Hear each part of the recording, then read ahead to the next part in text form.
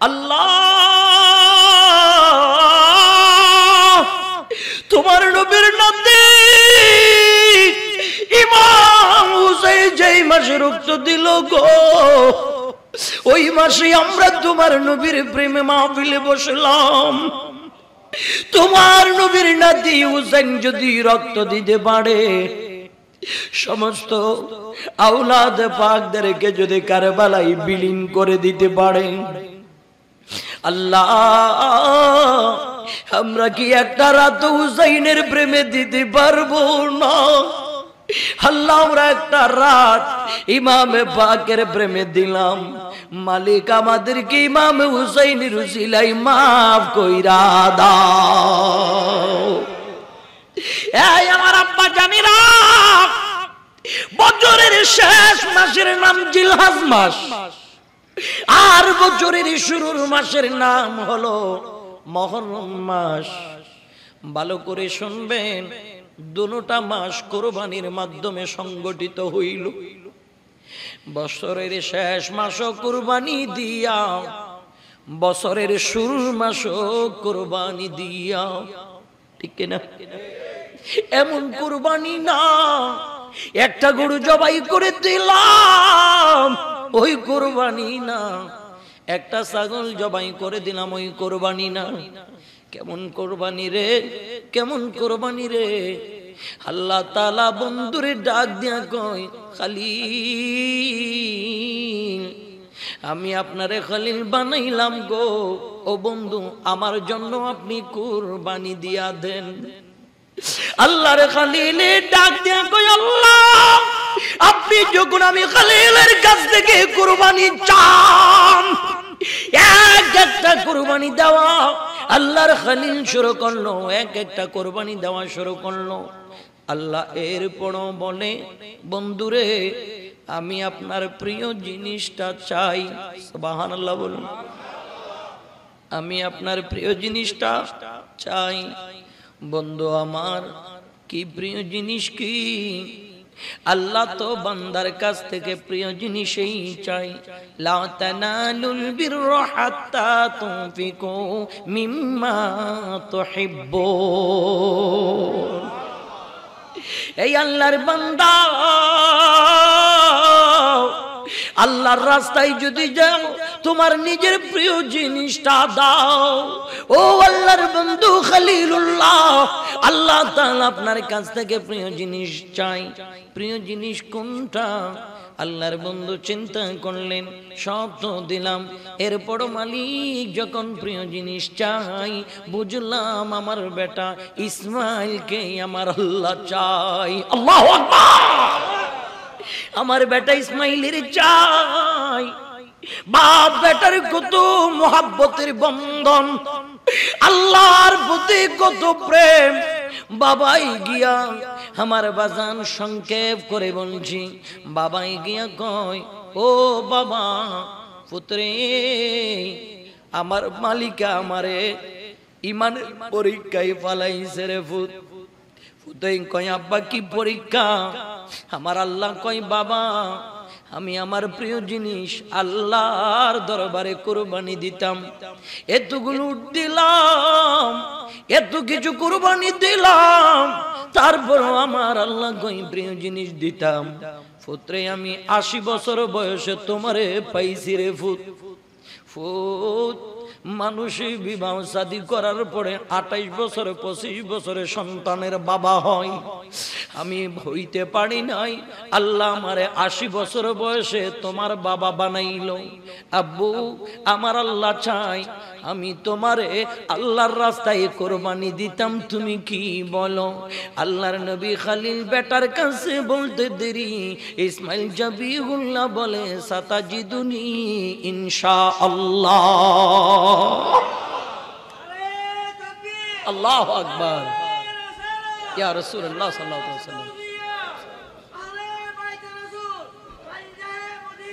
মারহাবা বলেন, মারহাবা। আল্লাহ তাআলা, ইয়া বেটা আমার আল্লাহ প্রিয় জিনিস চাই, তুমি কি বলো? নিজের সন্তান কলিজার টুকরো হযরতে ইসমাইল জবিহুল্লাহ বলে, আব্বা জান কোনো টেনশন নেই, পেরেশানি নাই, ইনশাআল্লাহ আমি ইসমাইল রাজি হইয়া গেলাম। আর একটু জোরে বলুন না সুবহানাল্লাহ। যদিও বা আমাকে পোস্টারে একটা বিষয়ের কথা বলেছেন, ভাই আসার সময় যেটা বললেন, হুজুর গো একটু করুণ ভাবে কারবালার ওয়াকিয়াগুলি তুলে ধরবেন। যেই বিষয় ওটার দিকে গেলে আমি করুণ ভাবে কারবালার কথা তুলতে পারবো না, শেষের দিকে ওই বিষয়ে কথা বলবো। আগেই কারবালার ইতিহাস কিভাবে মুসলমানের জন্য বিশাল একটি ইতিহাস হয়ে দাঁড়াইলো সেটা আগে শোনেন আব্বাজান। ইব্রাহিম খলিলুল্লাহ রে ইসমাইল জবিহুল্লাহ কয়, ইনশাআল্লাহ বাবা আমি রাজি। কেমন বাবা, কেমন ছেলে রে, পৃথিবীতে কোন বাবা আছে এমন বাবা, পৃথিবীতে কোন ছেলে আছে এমন ছেলে। ছেলেও বলে আব্বা আমারে কুরবানি দাও, বাবাও বলে ফুতায় আয় মাওলার রাজি করি তোরে কুরবানি দিয়া। বাপ বেটার ভিতরে সুন্দর কথা হলো, বাপ রাজি হলো, পুত্রে আমি তোরে কুরবানি দিয়ে দেব। ফুতেই কয় আব্বা কোনো সমস্যা নাই, আমি তো রাজি বাবা, আমি রাজি। আব্বা আমার তরবারিটা চালাই দেওয়ার আগে আমার জামা কাপড়টা নিয়া আব্বা সুন্দর করে আমার আম্মা জানের জন্য রেখে দিবেন। আব্বু আপনি যখন ছিলেন না আমি আমার মায়েরে দেখতাম প্রতিদিন আপনার জামা কাপড়টা নিয়ে চুমু দিয়ে দিয়ে কাঁদতো। বাবা আপনার জামাটা দেখে দেখে কাঁদতো। আমি ইসমাইলের আল্লাহর প্রেমে কুরবানি দিবেন, আমার মা যেন আমার কথা মনে পড়লে আমার জামাটা দেখতে পারেন। আব্বা আমার জামাটা নিয়ে যাবেন, আর আব্বা আমার যখন ছুরি চালাইবেন, বাবা আপনি তো নবুয়তের একজন নবী, আমি ইসমাইলের পাওটা যেন আপনার নুরানি শরীরে না লাগে। আব্বা আমার দুইটা পা ভালো করে পশুর মতো বেঁধে দেন গো বাবা, আমি ইসমাইলের হাতগুলি বেঁধে দেন।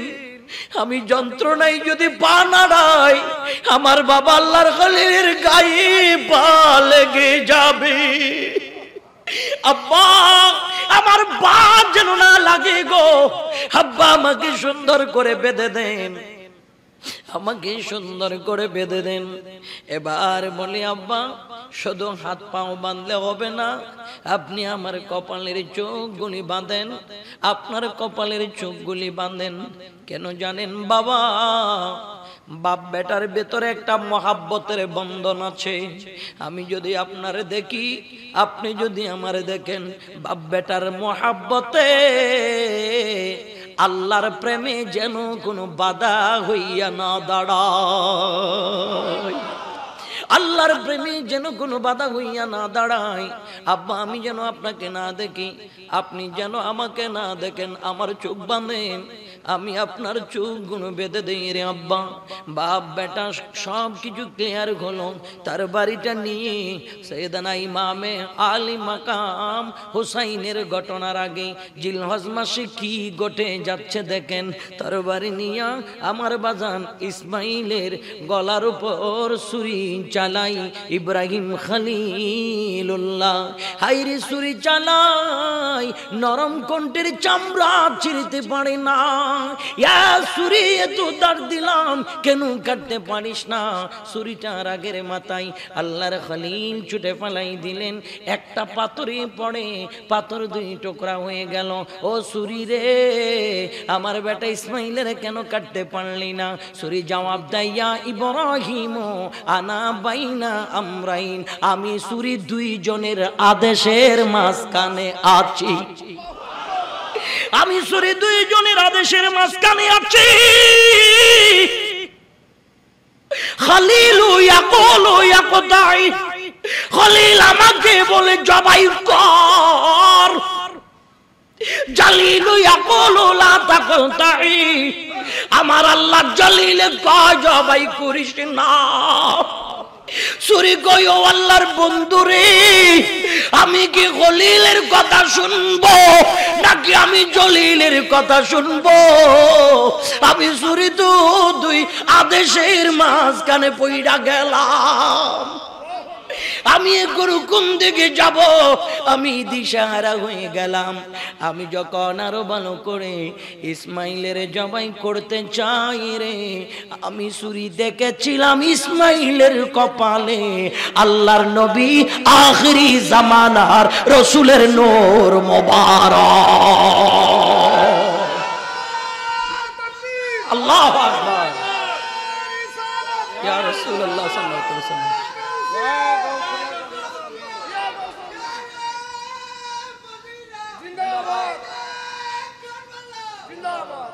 আমি ইসমাইলের কপালের মধ্যে দেখলাম আল্লাহর নবীর নূর মোবারক। আল্লাহ, জিলহজ মাসে তুমি ইব্রাহিমের কাছ থেকে ইসমাইলের জিন্দা উঠাই দিলা, আর মুহররম মাসে শিবরের তরবারির নিচে আমার নবীর কলিজাটা দুই টুকরা করে দিলা। মালিক, এটা তো বুঝলাম না ভিতরে কোন হিকমত না লুকায়িত। আমার আল্লাহ কয়, ও দুনিয়ার মানুষেরে, ইব্রাহিমের তরবারির নিচ থেকে আমি ইসমাইলের বাঁচাইয়া নূরে মুহাম্মাদিকে হেফাজত করলাম। কারণ ইসমাইলের বংশ দিয়ে আমার নবী আসবে, ইসমাইলের বংশ দিয়ে আমার নবী আসবে।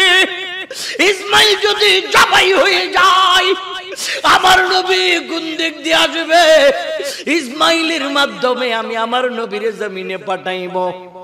আমি আমার নবীর নূর ইসমাইলের ভিতর লুকায়া রাখছি গো, ইসমাইলের ভিতর লুকায়া রাখছি। ও দুনিয়ার মানুষ, এই জন্য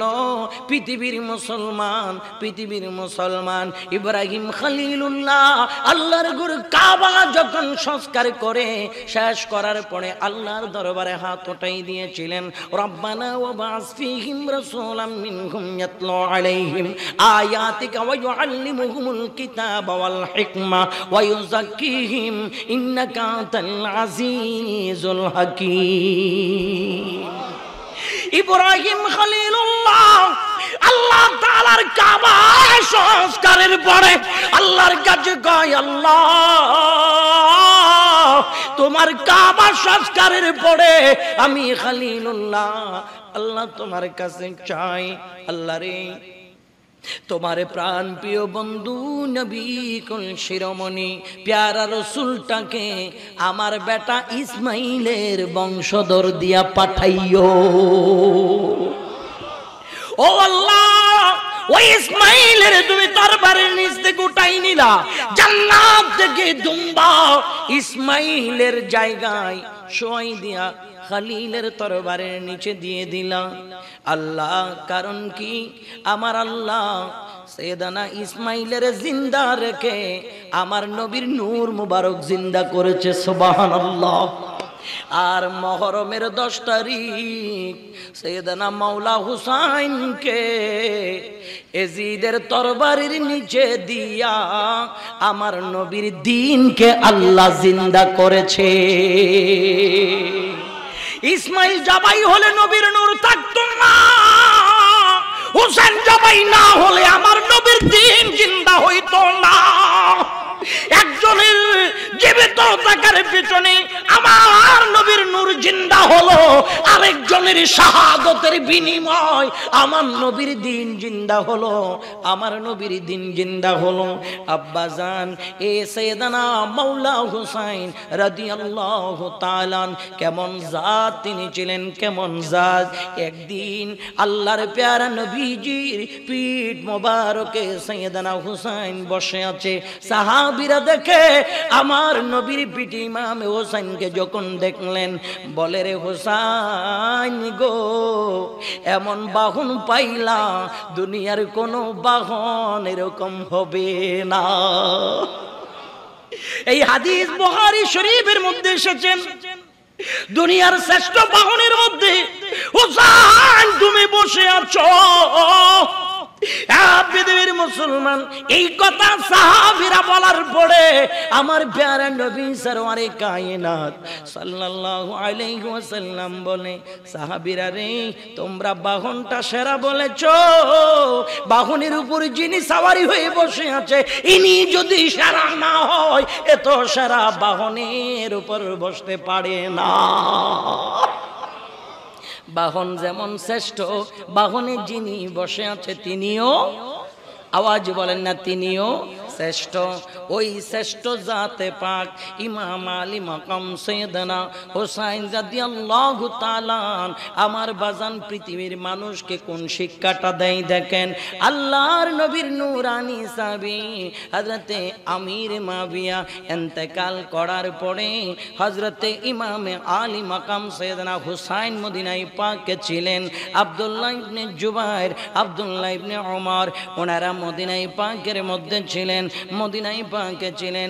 এখন এজিদ কমবক্ত জালিম মালাউন এজিদ মদিনা শরীফের যিনি গভর্নর, গভর্নরের কাছে বলছে, এ গভর্নর, আমার বাবা আমির মাবিয়া দুনিয়ায় নাই, ইন্তেকাল করেছে, ইন্না লিল্লাহি ওয়া ইন্না ইলাইহি রাজিউন। ও ওয়ালিদ ইবনে উকবা, আরেকটা কথা শোনো, মদিনায় পাকে লিডার পারসন যারা হোসেন বিন আলী, আব্দুল্লাহ ইবনে জুবাইর, আব্দুল্লাহ ইবনে ওমর, ওনাদের কাছ থেকে আমি ইয়াজিদের পক্ষে একটা সমর্থন নিয়ে নাও, এই কথা তাদেরকে বলে দিবা। হযরত ইমামে পাক হুসাইনের যখন ডাকতে পাঠাইলেন, ইমাম পাক সাইয়েদনা মাওলা হুসাইন নানা জান ইমামুল আম্বিয়ার রওজার মধ্যে বসে বসে নানা জানের সাথে কথা বলতেছে। নানা জানের সাথে কথা কয়, এ আমার আব্বা জান, অনেকে বলবেন আল্লাহর নবী তো পর্দা শরীফ করেছে অনেক আগে, নবীর সাথে কেমনে কথা কয়? আমার নবী পর্দা শরীফ অনেক আগে করলেও আল্লাহর নবী রওজা মুবারকে মরানা জিন্দা। আওয়াজে বলেন আব্বা মরানা জিন্দা। ইন্নাল্লাহা হারামা আলাল আরদি আন তাকুলা আজসাদাল আম্বিয়া, আমার নবী নয়, নবুয়তের দফতরের সমস্ত নবীরা আপন আপন রওজায় জিন্দা। আল্লাহ মাটিকে আল্লাহর নবীদের দেহ মুবারক খাওয়াটা হারাম করে দিয়েছে। তাইলে বলেন এবার আমার নবী কবরে জিন্দা না মরা? আমার নবী রওজা মুবারকে জিন্দা জিন্দা, এমন জিন্দা তোরা তো আলাইহি আমালুকুম, আমার আপনার আমলের তালিকাও জিন্দা নবীর কাছে সপ্তাহে সপ্তাহে প্রেজেন্ট করা হয়। আমার নবী জিন্দা বিদায় উম্মতের আমল নবীর সামনে প্রেজেন্ট করা হয়। সপ্তাহ জুড়ে কে নামাজ পড়েছ, কে রোজা রেখেছ, কে নবীর সুন্নাহ মেনেছ, কে কুরআনুল কারীমের তিলাওয়াত করেছ, সব কথা নবী পাকের দরবারে প্রেজেন্ট করা হয়। আবার নবীর দরবারে প্রেজেন্ট করা হয়। ওই জিন্দা নানা জানের পাশে ইমাম আলী মাকাম সাইয়েদনা হুসাইন জিন্দা নানা জানের সাথে কথা কয়। এমন টাইমে ওয়ালিদ ইবনে উকবার একজন দূত এসে ইমামে পাককে সালাম দিয়া কয়, হুজুর আপনাকে গভর্নর ডাকে, আপনাকে গভর্নর তলব করেছে, ডেকে পাঠাইলেন। তখন ইমামে পাক সাইয়েদনা হুসাইন কয়, এ অসময় কোনোদিন গভর্নর কাউকে সাক্ষাৎ দেয় না, এই টাইমে যখন আমাদেরকে তলব করলেন নিশ্চয় প্রমাণ হলো আমার মনে হয় আমির মাবিয়া দুনিয়ায় আর নাই, ইন্তেকাল করেছে, ইন্তেকাল করেছে। ঠিক আছে যাচ্ছি তুমি যাও, ঠিক আছে যাচ্ছি তুমি যাও। বাহককে দূতকে পাঠাই দিলেন। ইমামে হুসাইন যখন গেল, ইমামে হুসাইন যাওয়ার পরে আব্বা জানেরা ওই মদিনা শরীফের গভর্নর ওনার গভর্নিং ভবনে সুন্দর মসনদ থেকে দাঁড়াইয়া আল্লাহর নবীর আওলাদ ইমামে হুসাইনকে সালাম দিয়েছেন। ও পৃথিবীর মানুষ, সালাম দেওয়ার পরে সাইয়েদনা আমির মাবিয়ার ইন্তেকালের কথা বললেন। বলার পরে আবার কয়, হুজুর আপনাকে বলেছেন এজিদের হাতে বায়াত নিতে। সাইয়েদনা ইমামে পাক বলে, না না এটা সম্ভব না, এটা সম্ভব না, কারণ আমার পূর্বে হুজুরও বলেছে, আপনারা শুনেছেন। ওই ক্যান্সেল করে হুজুর ইমাম আলী মাকাম হুসাইন নানা জানের রওজার মধ্যে এসে গেলেন। এবার এসে নানারে আরো বেশি কান্না করে করে মুখ বেয়া বেয়া নানা জানের জানেরে কয় নানা ভাই, ও নানা ভাই, মদিনার হেরাম পবিত্র, এই মদিনার হেরামকে আমি রক্তে লাল করতে চাই না নানা ভাই। নানা ভাই, আমি মদিনার হেরাম কানা ছেড়ে চলে যাচ্ছি গো নানা ভাই, আপনি আমার জন্য দোয়া করবেন। নানা খাইতে গেলে আপনারে দেখি, ও নানা শুইতে গেলে আপনারে দেখি। নানা রে, আপনি আমারে পিঠে নিয়ে ঘুরাইছিলেন নানা, মনে নাই নানা? নানা আমি যখন পাগলামি করে মসজিদে নববীর ভিতর গেলাম, ওই টাইমে আপনি নানা ইমামতিতে ছিলেন। ও নানা, আমি তখন দেখেছিলাম আপনি নানা নোরানি সিজদা মোবারকে, নানা আপনাকে সিজদা মোবারকে দেখে আমি সরাসরি ওখানে চলে গেলাম। সাহাবীরা আপনার পেছনে সিজদা মোবারকে বসা। নানা ভাই, আপনার পিঠে আমি বসে গিয়েছিলাম, মনে নাই গো নানা? মনে নাই গো নানা? আমি যতক্ষণ নামি নাই নানা, আপনি ততক্ষণ মাথা মোবারক তুলেন নাই। জিবরাইল গিয়া কয়, আল্লাহ হুসাইন তো তোমার হাবিবের পিঠ মোবারক থেকে নামে না, হুসাইন তোমার হাবিবের পিঠ মোবারক থেকে নামে না। ও আল্লাহ, আমাকে নির্দেশ দেন আমি হুসাইনকে নামাই দেই। আমার আল্লাহ কয়, না না না না না, আমার হুসাইন যতক্ষণ নামবে না আমার বন্ধু ততক্ষণ মাথা মোবারক তুলতে হবে না। আমার হুসাইনের শুধু আমার বন্ধু ভালোবাসেন না, আমি আল্লাহ আমার হুসাইনের ভালোবাসি। আমি আল্লাহ আমার হুসাইনের ভালোবাসি। এজন্য আল্লাহ তাআলা বলে, কুল্লা আসআলুকুম আলাইহি আজরান ইল্লাল মাওয়াদ্দাতা ফিল কুরবা। হাবিব, কথা আমার বলবেন আপনার জবানে, আপনি বলেন উম্মতরে কত কষ্ট করলাম, কত রক্ত দিলাম, এত খুন মোবারক জড়াইলাম, বিনিময় আমি কোনো প্রতিদান চাই না। উম্মত, সব কিছুর বিনিময় আমি তোমাদের কাছ থেকে আমার আহলে বাইত, আমার পরিবারের মোহাব্বত চাই। হুসাইনকে আল্লাহ ভালোবাসে কি বাসে না? আওয়াজ বলেন, হুসাইনকে ভালোবাসে কি না? ওরে আমার পশ্চিম বংশার আশিক রাসূলেরা, মাওলা হুসাইনকে আমরা ভালোবাসি কি বাসি না? আওয়াজ বলেন, বাসি কি না? ও আল্লাহ, এই হুসাইনের গোলাম গোলার জীবনের গুনাহ তুমি মাফ করে দাও।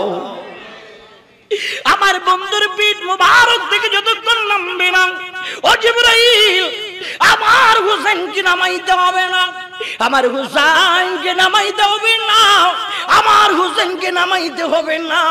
আমার আব্বা জানেরা, সাইয়েদনা মাওলা হুসাইন কয়, না না ভাই, আপনি তো মাথা মোবারক তোলেন নাই, ওটাইলে আমি পড়ে যাব, আমি হামাগুড়ি দেই, আমার পায়ে ব্যথা লাগবে, আমার হাতে ব্যথা লাগবে। ও নানা, আপনি তো মাথা মোবারক তোলেন নাই।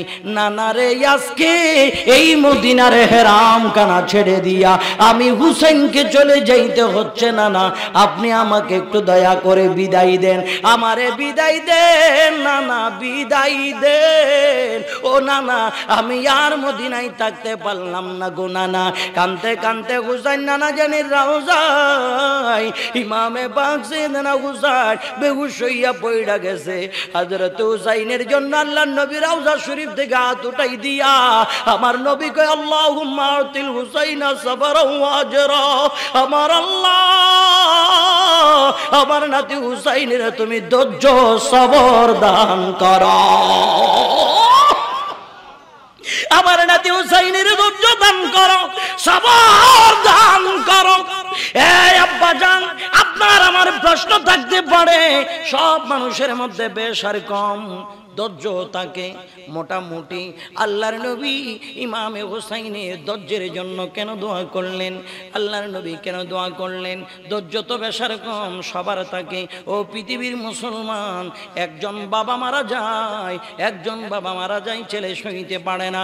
ছেলে যদি মারা যায়, বাবা সইতে পারে না। এই পুকুরে কারো বাচ্চা যদি পড়ে মারা যায়, মা বেহুশ হয়ে লাফাইতে লাফাইতে স্ট্রোক করে মারা যায়, বাবা স্ট্রোক করে মারা যায়। ধৈর্য ধারণ করতে পারে না, এক আওলাদের ব্যথায়, একজন হারানো ব্যথা ধৈর্য ধারণ করে থাকতে পারে না। হাইরে আমার ভাইরে, আজকে ইন্টারনেটে একটা ভিডিও সবচেয়ে বেশি তুলপাট করলো। একটা মানুষকে দেখা যায় কটা মানুষ মিলে বড় এক পাথর নিয়ে ওই মানুষটার শরীরে উপর থেকে জোরে জোরে আঘাত করতেছে। কিছুক্ষণ পর পর পাথরটা যখন মারে মানুষটা লাফাইয়া লাফাইয়া ওঠে।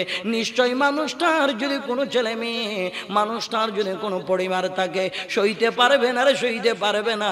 যতদিন দেখবে ভিডিওটা ততদিন তাদের হৃদয়টা ভেঙে চোরমার হয়ে যাবে। এক ভিডিও দেখা এক বাবা একটা ছেলের মৃত্যু দেখা কোনো মা সইতে পারবে না, কোনো মা সইতে পারবে না, কোনো বাবা সইতে পারবে না। আমার নবী কেন হোসাইনের ধৈর্যের জন্য দোয়া করে? হোসাইনের ধৈর্যের জন্য আমার নবী কেন দোয়া করে? ময়দানে কারবালায় এমন ইতিহাস হবে রে, ইমাম কাসেমের লাশও ইমাম হোসাইনের সামনে এসে যাবে, ইমাম আলী আকবরের লাশ এসে যাবে, ইমাম আলী আসগরের লাশ এসে যাবে, ইমাম মোহাম্মদের লাশ আসবে, ইমাম আব্বাস আলমদারের লাশ আসবে, ইমাম আউনের লাশ আসবে, ইমাম মুসলিমের লাশ আসবে, ইমাম ইব্রাহিমের লাশ আসবে। এতগুলো লাশের মিছিল হুসাইনের সামনে হবে। আমার নাতি যেন ধৈর্য হারানা হয়। এই পৃথিবীর মুসলমান, এই করুণ ঘটনা ময়দানে কারবালায় ঘটেছিলেন, এই করুণ ঘটনা ময়দানে কারবালায় ঘটেছিলেন। বলবো একটু সামনের দিকে যাবনি? যাব কষ্ট হবে, আপনাদের কষ্ট হবে। আমার বাজান শোনেন, ওই ময়দানে কারবালায় যাওয়ার জন্য সাইয়েদনা মাওলা হোসাইন রাদিয়াল্লাহু তাআলা মদিনা ছেড়ে এখন গেলেন কোথায়? মক্কা মুআজ্জামায়। মক্কা শরীফ যাওয়ার পরে ইমামে হোসাইনের বাবা হুজুর মাওলা আলী শেরে খোদা রাদিয়াল্লাহু তাআলা, তিনি গভর্নিং ভবন ছিল কুফায়।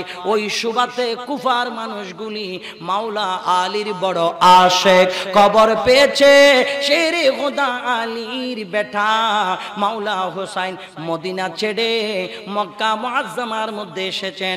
ইমামে হোসাইনের কাছে চিঠির পর চিঠি লিখতেছে, চিঠির পর চিঠি লিখে, হুজুর আপনি চলে আসেন, হুজুর আপনি চলে আসেন, আপনার বাবার ভক্ত আমরা, আপনাকেও মহাব্বত করি আমরা, আপনি চলে আসেন, আপনি চলে আসেন। হুজুর আপনি যখন চলে আসবেন আমরা আপনার হাতে বায়াত নেব, এজিদের হাতে আমরা বায়াত নেব না, এজিদের হাতে বায়াত নেব না।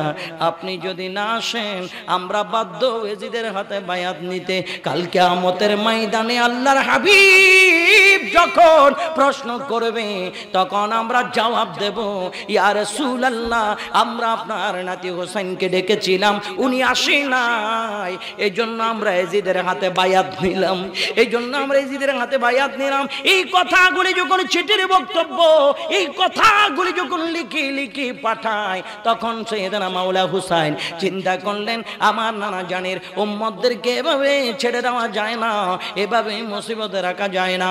আমার যাই হবে হোক, আমি এই মুহূর্তে কুফার জমিনে রওনা হয়ে যাব। সুবহানাল্লাহ। এই কঠিন অবস্থা যার পরে পৃথিবীর কোন মানুষ চাইবে না তার উপর মুসিবত আসবে, কিন্তু সাইয়েদনা মাওলা হুসাইন সেই দিন ময়দানে কারবালায় কুফার জমিনে যাইতে এক সেকেন্ড দ্বিধাবোধ করে নাই, আমি যাব, আমার নানা জানের উম্মতকে আমি বাঁচাইতে চাই। আল্লাহু আকবার। আমার নানা জানের উম্মতকে আমি বাঁচাইতে চাই, আমার নানা জানের উম্মত যেন অসহায় হয়ে না যায়, আমার নানা জানের উম্মত যেন কিয়ামতের ময়দানে বলতে না পারে আমি হুসাইন তাদের পাশে ছিলাম না। আমি যাব। ইমামে পাক সাইয়েদনা মাওলা হুসাইন রাদিয়াল্লাহু তাআলা প্রস্তুতি গ্রহণ করলেন। কোথায় যাবে? কুফায়। বলেন কোথায়? আওয়াজ বলেন না কোথায়? কুফায় পুরোপুরি প্রস্তুতি গ্রহণ করলেন।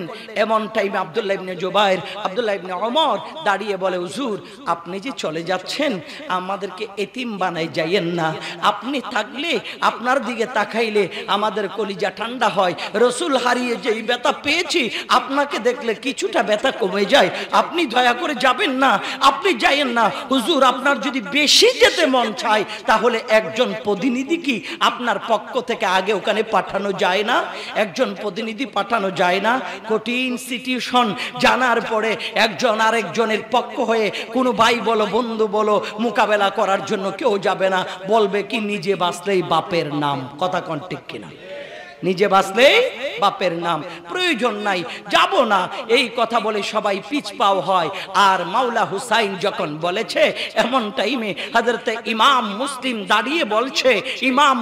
দাঁড়িয়ে বলছে ভাইজান ও আমার সরতাজ, আপনি যদি জবান মোবারকে অনুমতি দেন তাহলে আমি যাব কুফার মাটিতে, প্রয়োজনে যদি আমার জানটা দিয়ে দেওয়া লাগে, আমার কলিজাটা যদি ফেটে যায়, আমার শরীর যদি টুকরো টুকরো করে ফেলে, এরপর আমার কোনো ব্যথা নাই, শুধু আপনার বেলায়েতের জবানে একটা পারমিশন দেন, আমি মুসলিম কুফার মাটিতে যাইতে দেরি করব না। আল্লাহু আকবার। ইয়া রাসূলুল্লাহ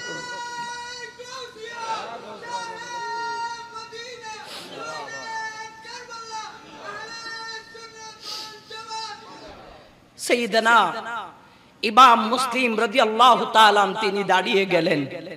তিনি দাঁড়িয়ে যাওয়ার পরে বলছেন, ভাইজান আমাকে আপনি পারমিশন দিয়েছেন, আমি বাসায় গিয়ে প্রিপারেশন প্রস্তুতি নিয়ে আমি চলে যাচ্ছি।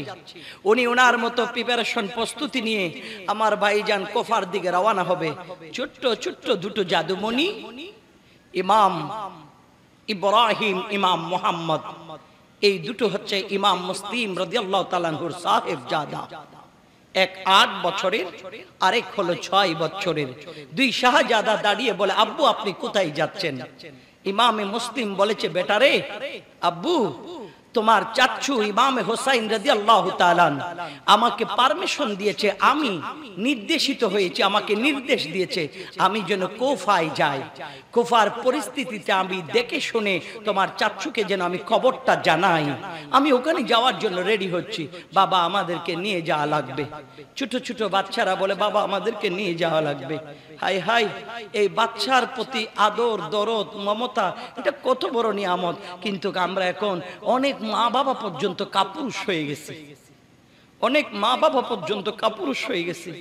দেখলেন না, ছোট্ট 3 বছরের কন্যা হুমায়রাকে মেরে মসজিদে ঢুকাই রাখছে। সারা পৃথিবীর মানুষ জানলো মসজিদের ইমামের মতো জালিম আর কেউ হয় না, কেমনে মারলো বাচ্চাটাকে। পরে আসল ঘটনা বের হলো কি জানেন?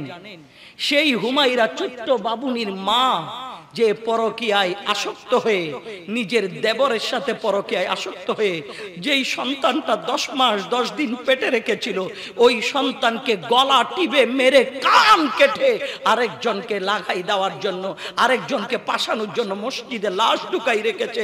কত বড় কাপুরুষ পৃথিবীতে জন্ম নিয়েছে, চিন্তা করে দেখেন। এত নিকৃষ্টতম বর্বরতা আমাদের মনে হয় আমরা আগে আর দেখিনি, এখন একের পর এক দেখতে পাচ্ছি।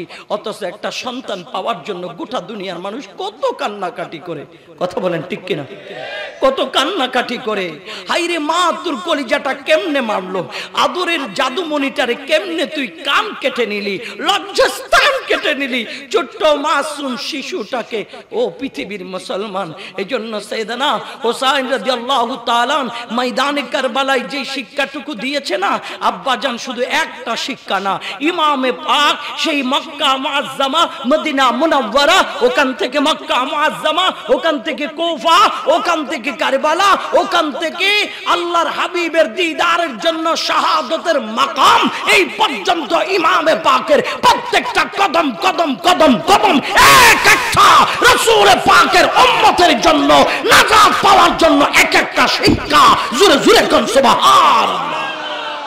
কিন্তু আমরা, আল্লাহু আকবার, ইয়া রাসূলুল্লাহ সাল্লাল্লাহু আলাইহি ওয়াসাল্লাম, ইয়া গাউসুল আজম দস্তগীর, এই ইমামে হোসাইন রাদিয়াল্লাহু তাআলা আনহুর শিক্ষা আজকে মুসলমানের পরিবারে নাই বিদায়, আজকে আমাদের সমাজে নাই বিদায়, আজকে আমাদের প্রতিষ্ঠানে নাই বিদায়, আজকে আমাদের রাষ্ট্রে নাই বিদায়।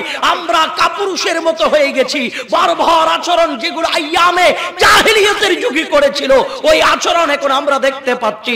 আমরা শুনেছিলাম জাহিলি যুগে নিজের বাবা নিজের কন্যাকে জীবিত মাটির ভিতর দাফন করবে, জীবিত মাটির ভিতর দাফন দাফন করবে, তার একটি রূপ দৃশ্য এখন আমরাই দেখতে পাচ্ছি। নিজের মা নিজের কন্যা সন্তানকে জবাই করে দিচ্ছে। হায় আফসোস, বড় অসহায় আজকে গোটা পৃথিবীর মানবতা, বড় অসহায়।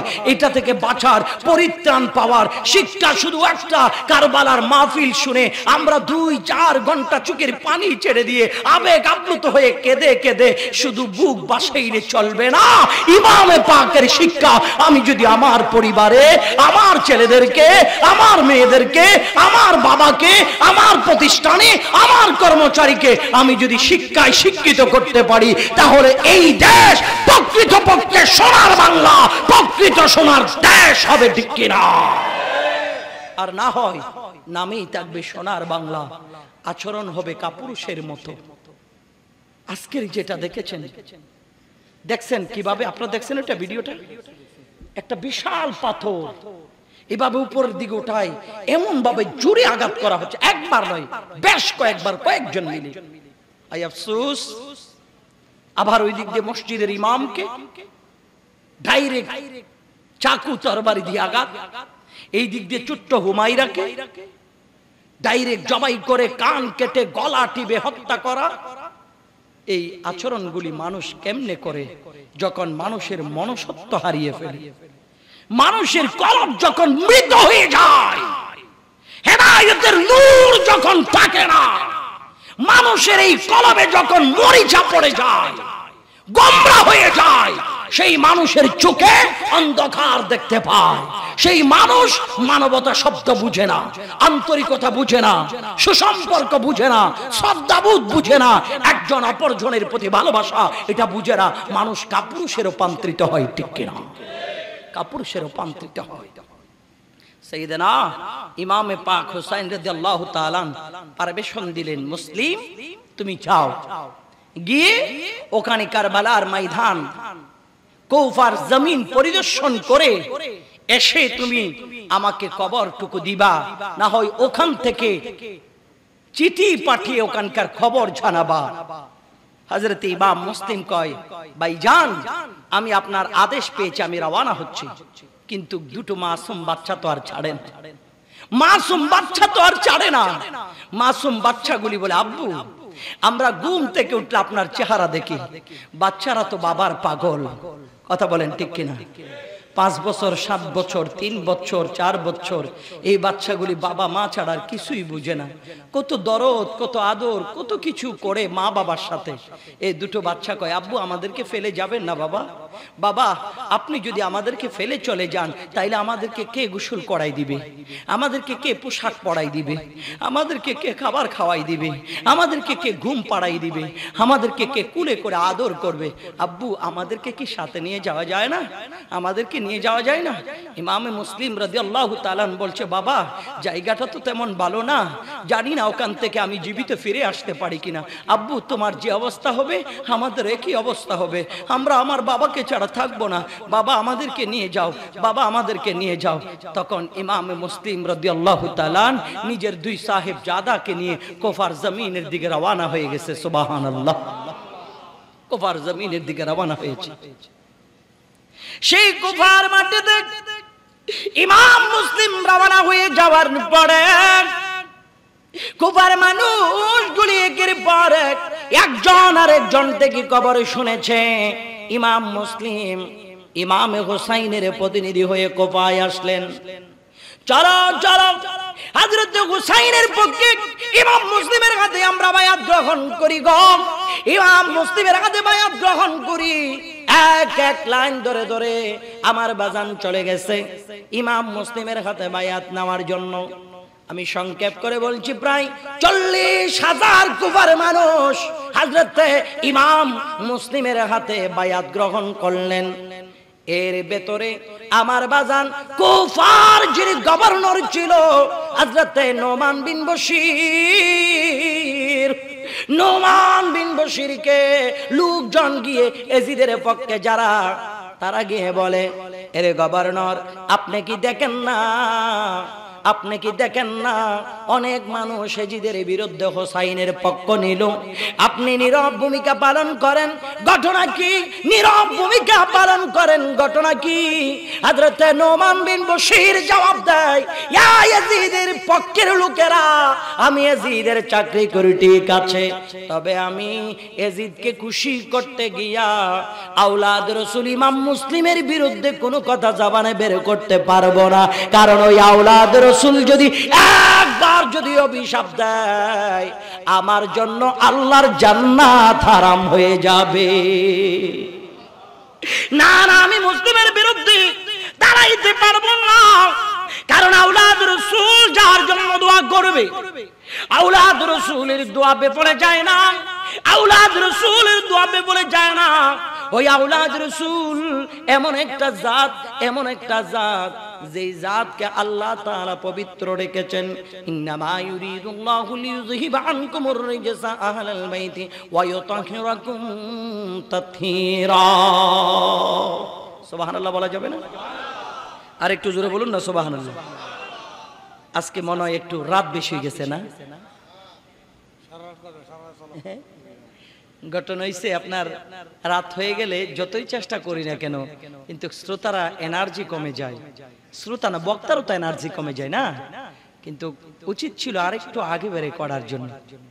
হুজুরকে যদি নামাজের পর দিত কিংবা হুজুরকে যদি আমার পরে দিত, আমি আগে করতাম, আমার মনে একটু মজা করে কিছু কথা বলতে পারতাম। অনেক কষ্ট, অনেক চেষ্টা চালাচ্ছি হৃদয়টা নরম করতে, কিন্তু মানুষ তো শরীরটা এমনিই দুর্বল, এনার্জি নাই, দুর্বল হয়ে গেছে। রাত অনেক, এখন বাজে 1টা 2টার কাছাকাছি হয়ে যাচ্ছে, তো মানুষ আর কত শুনবে? মানুষের শরীরে একটা স্পিড থাকতে হয়, ঠিক না চাচা? আমি কি করব নাকি ছেড়ে দেব বলেন?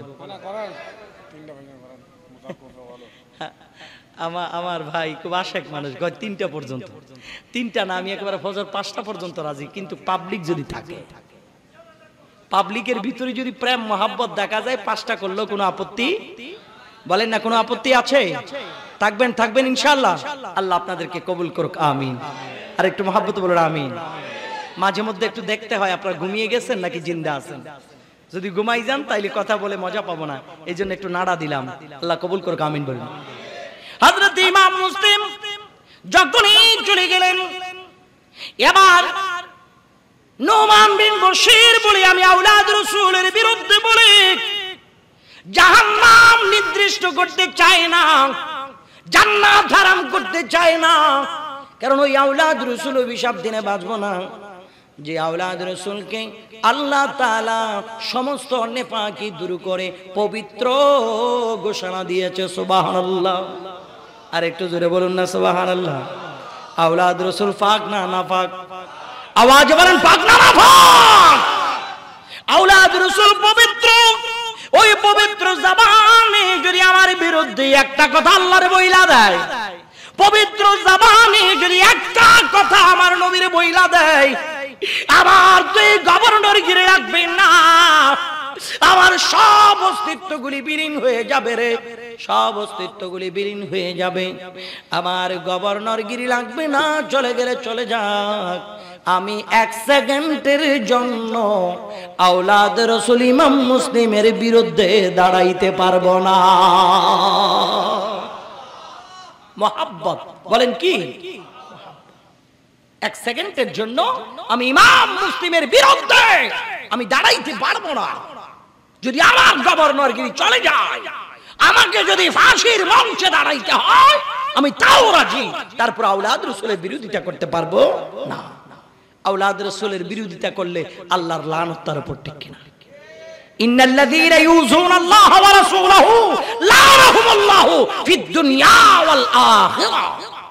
আল্লাহর লানত তাদের উপর যারা আল্লাহ রাসূলকে কষ্ট দেয়। তো রাসূল বলে, আমাকে যারা ভালোবাসে তারা আমার হুসাইনকে ভালোবাসে, আমার হুসাইনকে যারা কষ্ট দেয় তারা আমার কষ্ট দেয়। হুসাইনকে ভালোবাসলে আমাকে ভালোবাসে, হুসাইনকে কষ্ট দিলে আমার কষ্ট দেয়। তাহলে ইমামে হুসাইনকে কষ্ট দিলে আল্লাহর নবী কষ্ট পায়, তো আল্লাহর হাবিব কষ্ট পাইলে রহমত না লানত? আওয়াজ বলেন, রহমত না লানত? এই লানত থেকে বাঁচার কোনো সুযোগ আছে? আওয়াজ বলেন না সুযোগ আছে?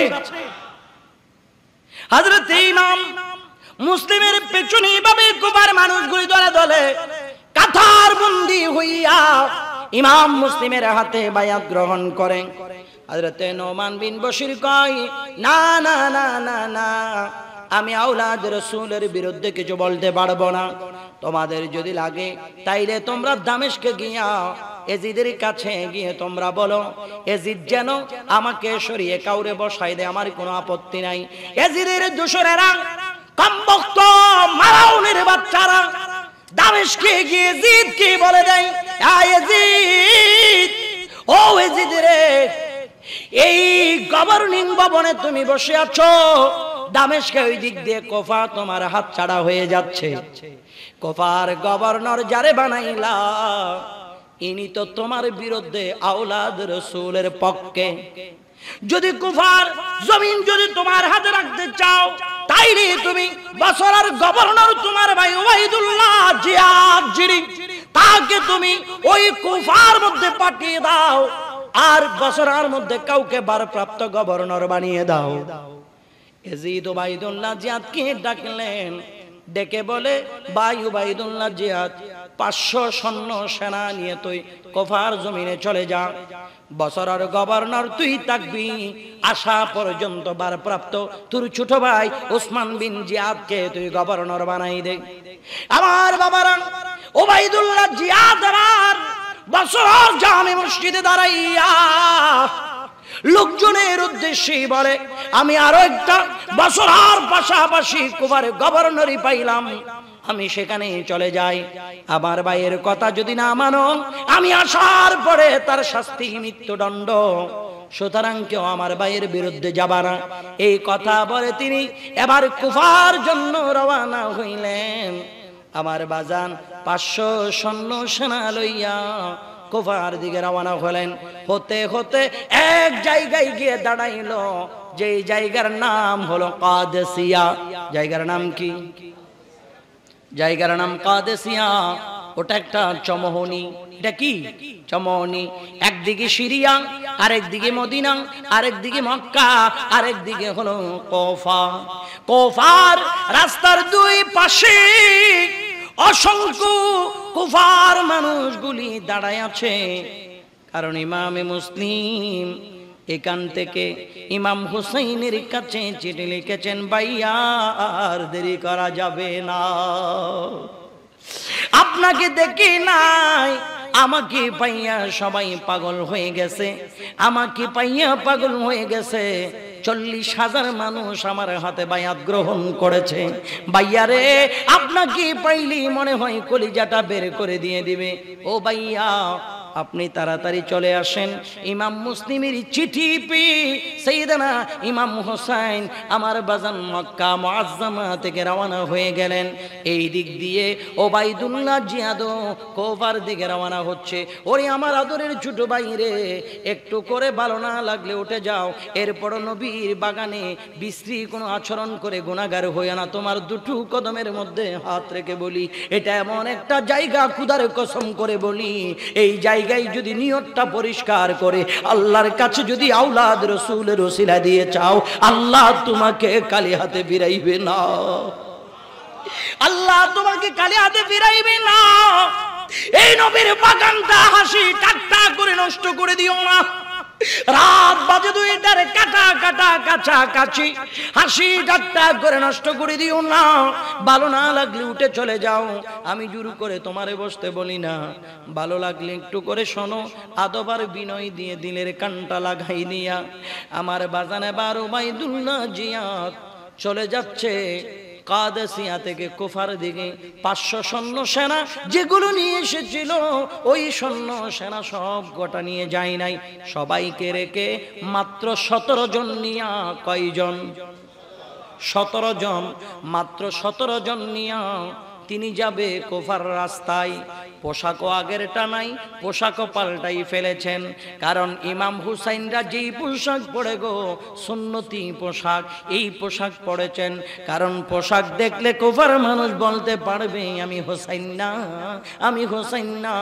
ইমাম হুসাইনের চেহারা থেকে নূর বের হয়, আর ওবাইদুল্লাহ জিয়াদের চেহারা জাহান্নামের কীট, জাহান্নামী চেহারা। এখন সে করবেটা কি? চেহারা দেখলে চিনবি, পোশাক দেখলে চিনবে, পোশাক পাল্টাইলো, চেহারা তো আর পাল্টানো যায় না, কণ্ঠ তো আর পাল্টানো যায় না। ওবাইদুল্লাহ জিয়াদ একটা কাপড় এভাবে মহিলার মতো ঘুমটা দিয়া আমার বাদান কাদসিয়া থেকে কুফার রাস্তায় ঢুকেছেন। আর চতুর্দিক দিয়ে কুফাবাসীরা ইমাম হুসাইন মনে করে সালাম দিচ্ছে, আসসালামু আলাইকা ইবনে রাসূলুল্লাহ, ও নবীর আওলাদ হযরত হুসাইন আপনাকে সালাম, আপনাকে সালাম। ওবাইদুল্লাহ জিয়াদ কণ্ঠ দিয়ে জবান খুলে কোনো উত্তর দেয় না, এভাবে মাথাটা নেড়ে নেড়ে বুঝাই দেয় সালামের উত্তর দিছি। জবান খুলে না, জবান খুললে বুঝতে পারবে এটা তো হুসাইনের কণ্ঠ না। যেই হুসাইনের কণ্ঠে নানা ভাই একবার ডাক দিতে দেরি নানার কলিজা ঠান্ডা হইয়া যায়। ওই হুসাইনের কণ্ঠ আর ওবাইদুল্লাহ জিয়াদের কণ্ঠ তো এক হইতে পারে না। ওবাইদুল্লাহ জিয়াদ বলে আওয়াজ করা যাবে না, বড় করে উত্তর দেওয়া যাবে না, শুধু মাথাটা নাইরা বোঝাই দেয় আমি উত্তর দিলাম। আর মনে মনে বলে, ওরে কোপার মানুষ রে, আমারে শুধু তোরা গভর্নিং ভবনে যাইতে দে, গভর্নিং ভবনে যাওয়ার পরে আমি তোদের 12টা বাজাই ছাড়বো, নাউজুবিল্লাহ। তোরা এত হুসাইনের পাগল, আমি দেখাই দেব এজিদের বিরোধিতা করার পরিণাম কি। এই কমবক্ত মালাউন ওবাইদুল্লাহ জিয়াদ আমার আব্বা জান এবার কুফার জমিনে ঢুকলেন। গভর্নিং ভবনে গিয়া ওই গভর্নর যিনি নোমান বিন বশির, ওনাকে বলে তুমি সরে যাও, এই যে দেখো তোমার চাকরি শেষ, আমার চাকরি এখন থেকে, তুমি আর গভর্নর না, তুমি সরে যাও। এবার মসজিদের মধ্যে দাঁড়াইয়া, জামে মসজিদের মধ্যে দাঁড়াইয়া আমার বাজান ওবাইদুল্লাহ জিয়াদ বলে, রে লাইনে লাইনে কাতারে কাতারে যারা ইমাম মুসলিমের হাতে বায়াত নিয়েছ, সবাই বায়াত ছেড়ে দাও, সবাই বায়াত ছেড়ে দাও, যদি না ছাড়ো তাইলে একজনকেও রাখবো না। এইভাবে হুমকি ধমকি দেওয়া শুরু করলেন, হুমকি ধমকি দেওয়া শুরু করলেন। ওই কুফার মুরব্বি টাইপের লিডার পারসন যা, ওই মানুষগুলি ওবাইদুল্লাহ জিয়াদ গ্রেফতার করে ফেললেন, ওবাইদুল্লাহ জিয়াদ গ্রেফতার করে ফেললেন। এবার এই কবরটা পাইয়া ইমামে মুসলিম সব মুরিদানগুলো নিয়ে, সবগুলো নিয়ে আমার আব্বাজান সবগুলো নিয়ে কুফার গভর্নিং ভবন ঘেরাও করেছেন। এই যাও দিকে যাও।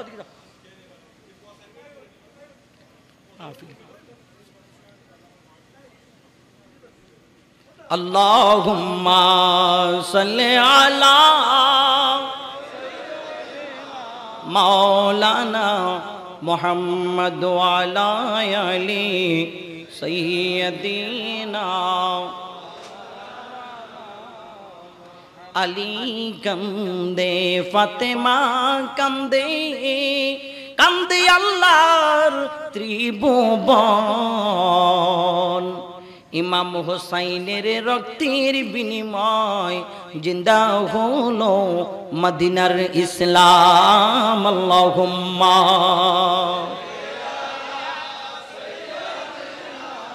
মাওলানা মুহাম্মদ ওয়া আলা আলি সাইয়্যিদিনা। বাবাজি আমার, এখন দেখা গেল ইমাম মুসলিম সবাইকে নিয়ে গভর্নিং ভবন ঘেরাও করলো। একজন যদি এক একটা ইট করে নেয়, একজনের ভাগে একটাও পড়বে না। ওবাইদুল্লাহ জিয়াদ চিন্তা করলেন, এতগুলো মানুষ থেকে বাঁচার উপায়টা কি, এতগুলো মানুষ থেকে বাঁচার উপায়টা কি। ওই লিডার যাদেরকে গ্রেফতার করেছে তাদেরকে বললেন, হোসাইন আর এজিদের মামলার মাঝখানে তোমরা মইরা কোনো লাভ নাই, ছাদের উপর উঠো, তোমাদের আওলাদদেরকে বলো তোমাদের যদি জান ফিরাইয়া পাইতে চাই তাহলে তাদেরকে চলে যেতে বলো হোসাইনের সঙ্গ ছেড়ে দিয়া। ছাদের উপর উঠে ওই কুফার যারা মুরব্বী সমাজ, লিডার যারা, তারা আপন আপন স্বজন আওলাদদেরকে ডেকে বলে, মারামারি হোসাইন আর এজিদের মধ্যে, আমরা এখানে জান দিয়ে কোনো লাভ নাই, তোমরা যারা আমাদের আওলাদ তোমরা ইমাম মুসলিমের বায়াত ক্যান্সেল করে বাড়িতে চলে যাও, আর না হয় আমাদের লাশ দেখতে হবে রে, আমাদের লাশ দেখতে হবে। কোপার মানুষ সেই দিন বড় মুনাফিকি বেঈমানি করেছে, নিজের বাবার মায়াই পড়ে নবীর নাতির কলিজার মধ্যে ছুরি চালাইছিল, ঠিক কিনা? কত বড় কোপার মানুষ মুনাফিক। আমাদের যদি কারো কাছে এক অপরজনের যদি দ্বন্দ্ব হয়, আমরা বলি তুই কুফার মানুষের মতো, বলি কিনা? কারণ কোপার মানুষ এমন একটা ইতিহাস রচনা করেছিল, যেই কোপার মানুষের মতো বেঈমানি পৃথিবীর মধ্যে আর কেউ করে নাই। এই জন্য কুফার মানুষ এখনো বসে বসে কান্দে, ঠিক কিনা? ইরাকের মধ্যে এখনো মসজিদে বলো, মাদ্রাসায় বলো, বাজারে বলো, মার্কেটে বলো, ঘরে বলো, বাড়িতে বলো, অফিস আদালতে বলো, এখনো বোমা ফোটে। এটা হলো আওলাদ রাসূলের অভিশাপ, আওলাদ রাসূলের অভিশাপ। এই কোবার মানুষগুলি চিঠির পর চিঠি দিয়ে ইমাম হুসাইনকে এনেছিলেন, চিঠির পর চিঠি লিখে ইমাম পাককে এনেছিলেন। এই কোবার মানুষগুলি এক এক করে সব চলে যায়। হযরত ইমাম মুসলিম যখন মাগরিবের নামাজ পড়ার জন্য দাঁড়াইলেন, আমার বাজান সালাম ফিরানোর পরে যেই 40,000 কুফার মানুষ সালাম ফিরানোর পরে একটা কুফার মুনাফিক একজন নিষ্ঠুর ইমাম মুসলিমের পেছনে নাই। সবাই ইমাম মুসলিমকে ছেড়ে চলে গেল, একজনও নাই, একজনও নাই, সবাই চলে গেল, কেউ নাই। হযরত ইমাম মুসলিম এবার বলে, কুফার মানুষ তোরা আমাকে দাওয়াত করলি, আমার জীবন যাক, আমি শহীদ হয়ে যাব, আমার কোনো দুঃখ নাই। আমি তো আমার ভাইজান ইমাম হুসাইনের কাছে চিঠি লিখেছি, ভাই যেন চলে আসে। আমার ভাইকে যদি এইভাবে বেইজ্জত করো, আমার নানা জান রওজা মোবারকে থাকতে পারবে না, আমার ভাইজানের আম্মা জান খাতুনে জান্নাত রওজার মধ্যে থাকতে পারবে না। কোবার মানুষ তোরা কত বড় মুনাফিকি করলি রে। যে ইমাম মুসলিমকে দাওয়াত দেওয়ার জন্য মানুষ লাইন ধরেছিল, অনেক মানুষ শিডিউল পায় না। ইমাম মুসলিম আমার বাজান বড় অসহায় হইয়া নিজের 2 জন শাহজাদা ইমাম ইব্রাহিম, ইমাম মুহাম্মদকে আমার বাজান কাজী আসাদ নামে একজন ব্যক্তির হাতে বুঝিয়ে দিলেন। তিনি কে? যিনি মাওলা আলী শেরে খুদার খেলাফত কালে কুফার প্রধান বিচারপতি ছিল। সুবহানাল্লাহ। হযরতে মাওলা আলীর বড় আশিক ছিল। ওই বিচারপতিকে বলে, ভাই আমি তো আর যাইতে পারবো না কুফা থেকে, আমার 2টা জান্নাতের বাগানের ফুলগুলোকে যদি পারো মদিনার রাস্তাটা দেখাই দিও, মদিনার রাস্তাটা দেখাই দিও। ভাই আমি তোমার হাতে দিলাম, তোমার হাতে দিলাম।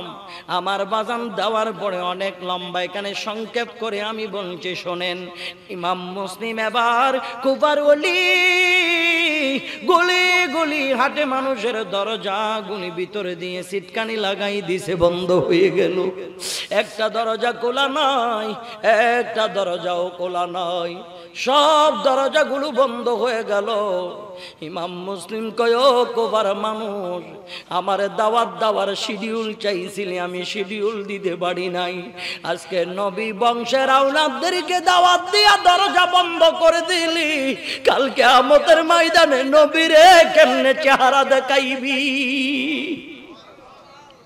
আল্লাহর নবীরে কেমনে চেহারা দেখাইবি রে কুফার মানুষ? কারো দরজা খোলা নয়। গভীর রাত্রে ইমাম মুসলিম একটু করে রেস্ট করবে এমন কোন জায়গা পায় না। হাঁটতে হাঁটতে দেখা যায় একজন বুড়ি মা দরজা খুলে দরজার বাহিরে বসা। বুড়ি মাটার কাছে ইমাম মুসলিম গিয়া কয়, ও বুড়ি মা, রাত গভীর, আমাকে একটু বসার জায়গা দিবেননি? বুড়িটা কয়, আপনি কে? আপনার সাথে তো আমার কোনো পরিচয় নাই, চিনি না, আমি আমার সন্তানের জন্য অপেক্ষা করি, আপনি কেডা? কয়, মা গো, আমাকে কি চিনেন নাই? নাই, আমি ইমাম হুসাইনের প্রতিনিধি হইয়া আমি কুফার জমিনে আসছি। কুফার মানুষগুলি বেউফাই করেছে আজকে আমার সাথে। আমার নাম হলো সাইয়েদনা ইমাম মুসলিম বিন আকিল। সুবহানাল্লাহ। এই কথা বলার পরে ওই বৃদ্ধ মহিলা চোখের পানি ছেড়ে দিয়া কয়, হুজুর আমার নসিব কত ভালো, আমার ভাগ্য কত ভালো, আপনাকে আমি দাওয়াত দিতে চেয়েছিলাম, দাওয়াতের শিডিউল পাই নাই। কবার মানুষ বোঝে নাই, দরজা বন্ধ করে দিল। আমার দরজা তো আপনার জন্য খোলা, আপনার নুরানি কদম আমার ঘরের মধ্যে রাখেন, আমার ঘরের মধ্যে রাখেন। কত খুশি বুড়ি মা, আওলাদ রাসূলের বড় প্রেমিক। জান্নাতের ঘরে জাহান্নামী, জাহান্নামীর ঘরে জান্নাতি, এটা মাওলার ফয়সালা, বুঝার কোনো কুদরত নাই। এবার বুড়ির ছেলে রাত গভীর এসে কয়, মা তাড়াতাড়ি খাবার দাও। বুড়ি বড় খুশি হইয়া, বুঝতে তো পারে নাই, বুড়ি খুশি হইয়া কয়, পুত্রে আজকে বড় আনন্দের একটা খবর শুনবাইনি। মা কি? ও ফুত আমার শোনো, যে আওলাদ রাসূল ইমাম মুসলিমকে দাওয়াত দিতে চেয়েছিলাম, শিডিউল পাই নাই, ইনি আমার ঘরে আরাম ফরমাচ্ছে। সুবহানাল্লাহ। এবার বুড়ির জালিম সন্তান মনে মনে কয়, আমি তো এই শিকারি তালাশ করি সারাদিন, ইমাম মুসলিম রে ধরাই দিতে পারলে বড় পুরস্কার আছে গো। না না, বড় করে বলা যাবে না, মা কষ্ট পাইবে। সকাল হলো, আমার বাজান ওবাইদুল্লাহ জিয়াদের কাছে গিয়ে বললেন, তাড়াতাড়ি সৈন্য সেনা পাঠান, আমার গড়ে ইমাম মুসলিম আছে। আমার গড়ে এখানে আরো অনেক ঘটনা। হানি বিন উরওয়া নামে একজনের গড়েও ইমাম মুসলিম রাদিয়াল্লাহু তাআলা ছিলেন। মুক্তার সাকফির গড়েও ইমাম মুসলিম ছিলেন। আমি ওই দিক বললাম না, শেষের এক পয়েন্টটা বললাম। এই বুড়ির গড়ে ইমাম মুসলিম আছে। ছেলে গিয়ে ওবাইদুল্লাহ জিয়াদকে বলল, আমার গড়ে আছে, তাড়াতাড়ি সৈন্য সেনা পাঠান। তাড়াতাড়ি সৈন্য সেনা পাঠান। সৈন্য সেনা আসলো। আসার পরে ইমাম মুসলিমকে আটকাইতে চাইল, অনেক যুদ্ধ করলো, ইমাম মুসলিমকে আটকাইতে পারে না। ইমানি পাওয়ারের সামনে দুনিয়ার কোনো বেঈমান তরবারির মোকাবেলা করে বিজয়ী হতে পারে না। ইমানি পাওয়ার বেশি, ইমানি পাওয়ার বেশি। একজন একটা পাথর চোঠাই মারছে, ইমাম মুসলিমের নুরানি বেলায়েতের দুইটা ঠোঁটের মধ্যে পড়ে একটা কাঁচা দাঁত নড়ে গেছে। এই ইমাম মুসলিম এবার বুড়ি মারে কয়, মাগো মা, যদি পারো এক গ্লাস পানি আমাকে খাইতে দাও। পানির গ্লাস এনে দিলেন। ঠোঁট যখন লাগাইছে রে, পুরা পানির গ্লাস রক্তে লাল হয়ে গেল। ইমাম মুসলিম আর পানি পান করতে পারে নাই, ইমাম মুসলিম আর পানি পান করতে পারে নাই। আবার আরেকটা গ্লাস পানি যখন এনেছে, ইমাম মুসলিম ঠোঁট লাগায়া যখন পানি পান করে রে, একটা কাঁচা দাঁত জোরে পানির মধ্যে পড়ে গেছে। হযরত ইমাম মুসলিম কয়, মা গো, ও মা, দুনিয়ার পানি বোধহয় আমি ইমাম মুসলিমের কপালে আর নাই। মারে, আমি চলে যাচ্ছি রে মা, আর দুনিয়ার পানি আমি মুসলিম খাইতে পারবো না। ধরে নিয়ে গেলেন ইমাম মুসলিমকে কুফার গভর্নিং ভবনের উপরে উঠে কয়, ওরে কুফার মানুষ, এত বড় বেঈমানি তোরা কেমনে করলি? আমি যেমন তেমন মা ফাতেমার কলিজার টুকরো সন্তান ইমাম হুসাইনকে তো আমি আহ্বান করে ফেললাম, আমার ভাইজানকে কি দিয়ে বুঝাইব? আমার তো বুঝে আসে না। পূর্বের বাতাস যখন পশ্চিমে যায়, হযরত ইমাম মুসলিম ডাক দিয়া কয়, ও বাতাস রে, যদি মদিনায় যাস, হাইরে বাতাস যদি মক্কায় যাস, আমি মুসলিমের কবরটা আমার ভাইজান ইমাম মুসলিম রে, ইমাম হুসাইনের তুই জানাই দিবি রে। ও বাতাস জানাই দিবি আমাকে শহীদ করা হবে, আমার ভাইজান যেন না আসে, আমার ভাইজান যেন না আসে। কোপার মানুষ ভালো না, কোপার মানুষ ভালো না। আমার আব্বা জানেই বলে ইমাম মুসলিম যখন এই কথা শেষ করলেন, জালিমরা এসে ইমাম মুসলিমের নূরানি গারদান শরীফ আলিদা করে ফেললো তরবারির আঘাতে। ইমামে মুসলিমের নূরানি শরীর মুবারক ধাক্কা মেরে মেরে কুফার মাটির মধ্যে ফেলাইল উপর থেকে। আব্বা জান ওদিক দিয়ে কাজী আসাদ, যার হাতে ইমাম মুসলিমের 2 শাহজাদা দিয়েছিলেন, কাজী আসাদ এবার 2 শাহজাদাকে জড়াই ধরে বলে, বাবা গো, ও বাবা, তোমাদের যাওয়ার টাইম হলো। কাজী আসাদ কথাগুলি বলে আর চোখ দিয়ে পানি বেয়ায়া বেয়ায়া ফালায়। ছেলেগুলি ডাক দিয়া কয়, চাচা গো, এতদিন ছিলাম কোনোদিন চোখে পানি দেখি নাই, আজকে কেন চোখে পানি রে, আজকে কেন চোখে পানি? চাচা বলেন, আমার আব্বা দুনিয়ায় আসেনি। হযরতে কাজী আসাদ বললেন, ইয়া বাবা, তোমরা বুঝতে পেরেছো তোমাদের বাবা নাই, তোমার আব্বুকে শহীদ করা হলো। আব্বু, তোমরা চেঁচামেচি চিৎকার মেরে কাঁদবা না, কবর পাইলে জিদিরা তোমাদেরকেও নিয়ে যাবে। বাবা, আমার ছেলে কাজী আসাদকে বলবো তোমাদেরকে যেন মদিনার কোনো ব্যবসায়ী কাফেলার মধ্যে দিয়ে দেয়, ওদের মাধ্যমে যেন তোমরা মদিনা শরীফে পৌঁছাইতে পারো।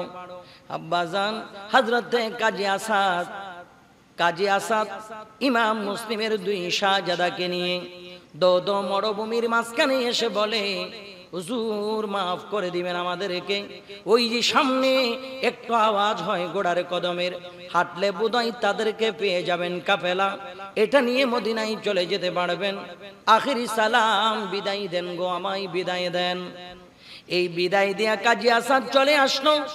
ইমাম মুসলিমের 2 শাহজাদা সারা রাত হাঁটাহাঁটি করার পরে সকাল বেলায় দেখতেছে যেই জায়গা দিয়া শুরু করেছিল ওই জায়গা থেকে একটা কদম সামনে যাইতে পারে না। আইরে বারবার যদি শাহাদত টেনে এই জায়গায় যদি রেখে দেয়, যাবে কোন দিকে রে ভাই? কারণ ওই জায়গা তো তাদের শাহাদতের জায়গা, এটা তো তাদের শাহাদতের জায়গা। আব্বা জানরি শোনেন শোনেন, এবার একজন লোক দেখে ইমাম ইব্রাহিম, ইমাম মুহাম্মদ, এক লোক দেখে জিগাই, চাচারে মদিনার রাস্তা কোনটা দেখাইবানি? লোকটা ওই যে ছিল, ওই লোকটা বলে, তোমরা ছোট্ট বাচ্চা, মদিনা অনেক দূরের পথ, তোমরা কারা, তোমাদের পরিচয় কি? এই বাচ্চাগুলি বলছে, আমার বাবার নাম হলো ইমামে মুসলিম, আমার বাবাকে শহীদ করে দেয়া হয়েছে, আমরা মদিনা যেতে চাই গো, মদিনার রাস্তাটা দেখাই দাও। আওলাদ রাসূলের ছোট্ট 2টা জাদুমণিকে ধরে এনে এই জালিম লোকটা উবাইদুল্লাহ জিয়াদের হাতে বুঝাই দিছে। ইমাম মুসলিমের 2 বেটা চেয়েছিল পুরস্কার দাও, জাহান্নামের গেটেরা দুনিয়ার সম্পদের মায়ায় পড়ে ইমাম বেচতে দেরি করে না, ইমাম বেচতে দেরি করে না। উবাইদুল্লাহ জিয়াদের কয় পুরস্কার দাও, ইমাম মুসলিমের 2 ছেলে বুঝায় নাও। হযরতে আওলাদ রাসূল ইমাম ইব্রাহিম, ইমাম মুহাম্মদকে আমার আব্বাজান এবার জেলখানার মধ্যে প্রেরণ করলেন। জেলখানায় প্রেরণ করার পরে জেলখানার জেলার যিনি কারারক্ষক হযরতে মাশকুর, ওনার নাম, উনিও আল্লাহর নবীর বড় আশিক, সুবহানাল্লাহ, উনিও আল্লাহর নবীর বড় আশিক। কাজী হযরতে মাশকুর দেখার পরে কয়, আল্লাহু আকবার। উবাইদুল্লাহ জিয়াদের বুঝি এতটুক দয়া হলো না, যেই চারাগুলো থেকে নূর জোরে জোরে পড়ে, এই পূর্ণিমার চাঁদগুলো কেমনে এই জেলখানায় বন্দি রাখি, আগামী কালকে আমাকে যদি ফাঁসির মঞ্চে দাঁড়াইতে হয় কোনো দুঃখ নাই, চিন্তা করবেন না, রাত গভীর হলে আমি আপনাদেরকে মদিনার রাস্তা দেখাই দেব। আপনাদেরকে মদিনার রাস্তা দেখাই দেব। হুজুর শোনেন শোনেন, রাত গভীর হলো, একটা আংটি কোলে ইমাম মোহাম্মদ ইমাম ইব্রাহিমকে দিলেন। হুজুর আমার আংটি কানা নেন, নেওয়ার পরে আপনারা কাদেসিয়া যাবেন, কাদেসিয়া যাওয়ার পরে যিনি কোতোয়ালকে আমার আংটি দেখাইলে উনি বুঝতে পারবে আমি আপনাদেরকে পাঠাইলাম, উনি আমার ভাই, ওনাকে বলবেন মদিনার রাস্তা আপনাদেরকে দেখাই দিবে। এই বলে দুইজন আওলাদ রসুলকে বুকে জড়াই ধরে মাশকুর চুমু দিয়ে দিয়ে, হযরতে মাশকুর চুমু দিয়ে দিয়ে নিয়ে যাচ্ছে আমার বাজান। গভীর রাত্রে ছেড়ে দিলেন মরুভূমিতে, যান আপনারা কাদেসিয়া গিয়ে আমার ভাই কুতুয়ালকে আংটি দেখাবেন, আপনাদেরকে মদিনার পথ দেখাই দিবে। এই রাতেও সারা রাত হেঁটেছে, হাঁটার পরে দেখা যায় সকাল বেলায় যেই জায়গা থেকে শুরু করেছে ওই জায়গা ফালাইয়া সামনের দিকে যাইতে পারে নাই, একই জায়গায় রয়ে গেল। এবার এক ভাই আর এক ভাইরি কয় ভাইয়া জান যাবে, এরপরও আজকে আর কাউকে বলবো না, বলতে গেলে একই বিপদ আবারও আসতে পারে। আমরা দিন কোনো জায়গায় বসে থাকি, রাত গভীর হলে হাঁটাহাঁটি শুরু করব। একটা বৃক্ষের নিচে গাছের ছায়ার নিচে বসে আছেন ইমাম ইব্রাহিম এবং ইমাম মোহাম্মদ। ওই বৃক্ষের পাশে একটা পানির কূপ, পানির কূপে এক বেটি দাসী আসছে পানি নিতে। পানির মস্ক যখন এভাবে দিলেন, চোখটা গেল পানির দিকে। ওই পানির ভেতরে উপরে যে খুলে বৃক্ষের নিচে দুইটা সন্তান বসে আছে, নোরানি চেহারাগুলি যখন দেখেছে তাড়াতাড়ি পানির মস্ক ফালাইয়া একটা দূর মেরে ইমাম ইব্রাহিম ইমাম মোহাম্মদের কাছে চলে যা। হঠাৎ করে দাসী মহিলাটা বললেন শোনেন শোনেন বাবা গো, আমি আপনাদের ক্ষতি করব না, আওলাদ রসুলকে আমিও ভালোবাসি, আমি যেই মহিলার চাকরি করি তিনিও ভালোবাসে। সুবহানাল্লাহ, আর একটু জবান খুলে বলুন না সুবহানাল্লাহ। আমিও ভালোবাসি, আমি যার অধীনে কাজ করি তিনিও ভালোবাসে। আপনাদেরকে আঘাত করবে না, আপনাদেরকে আঘাত করবে না, চলুন আমার সাথে চলুন, আমি আপনাদেরকে নিয়ে যাব। আমার মহিলাটা আমার মালিক আপনাদেরকে পাইলে বড্ড খুশি হবে। আমার বাজান দরজার গোড়ায় গিয়ে ডাক দিচ্ছে গো, ও আমার মালিক দরজা খুলো, মালিক দরজা খুলো। ভিতর থেকে কয় দাসী রে এত চেঁচামেচি করো কেন? কয় করব না কেন, দরজাটা খুললেই তো বুঝতে পারবা কত বড় জান্নাতের নিয়ামত আমি নিয়ে আসলাম, কত বড় জান্নাতের নিয়ামত আমি নিয়ে আসলাম। দরজা খোলার পরে ওই মালিক পূর্ণিমার চাঁদের মতো দুইটা চেহারা দেখা আল্লাহু আকবার বলে ডাক দিয়া কয়, এত সুন্দর চেহারা দুই জাদুমণি তুই কই পাইলি রে? এত সুন্দর চেহারা দুই জাদুমণি তুই কই পাইলি? কয় মা পানির জন্য গেলাম, আমি বৃক্ষের নিচে এই দুইটা জাদুমণি বসা দেখলাম, দেরি করলাম না আপনার কাছেই আনলাম। হযরত ইমাম মোহাম্মদ ইমাম ইব্রাহিমের পা গুলি ফুলে গেছে, অনেক জায়গায় টোসা পড়ে গেছে। ওই মালিক মহিলাটা সুন্দর করে রেশমি কাপড় দিয়া পা গুলি পরিষ্কার করে দেয়। হায়রে জান্নাতের মালিক নবীর দরবারে বলতে পারবো আওলাদ রাসূলকে মহব্বত করেছিলাম, আমার কোনো বুঝি নাই, আমার কোনো বুঝি নাই, আমি বলতে পারবো। কপালে চুমু দেয়, টুটে চুমু দেয়। মহিলা মালিক বলছে ও আওলাদ রাসূল গো, আমি আপনাদের কোনো ক্ষতি করব না, আমার স্বামী বড় জালিম, আমার স্বামী যেন না দেখে ভিতরের রুমে আপনাদেরকে রেখে দেব। হায়রে কারবালার ঘটনা কত মারাত্মক রে দুনিয়ার মুসলমান, কত মারাত্মক ঘটনা। ওই ভিতরের রুমে রেখে দিয়েছে, গভীর রাত। ওই আওলাদ রাসূলের প্রেমিক মহিলার স্বামী হারেস আসলো গড়ে, খাবার দাও। কয় খাবার নেন, খাবার পরিবেশন করলেন। হঠাৎ করে ভিতরের রুম থেকে একটা কান্নার আওয়াজ আসলো ছোট বাচ্চার। আরেস বলে এখানে বাচ্চাদের কান্না কোত্থেকে? ওইটা তো আমার গড়ে না, হয়তো পাশের গড়ে। কয় না না এটা আমার গড়ে। কয় না না এটা আমার গড়ে না। মহিলা মনে মনে কয় আল্লাহ তোমার নবীর আওলাদদের ইজ্জত তুমি রক্ষা করো গো আল্লাহ। আমার ঘরে জায়গা দিলাম, আমার স্বামী তো তেমন ভালো না।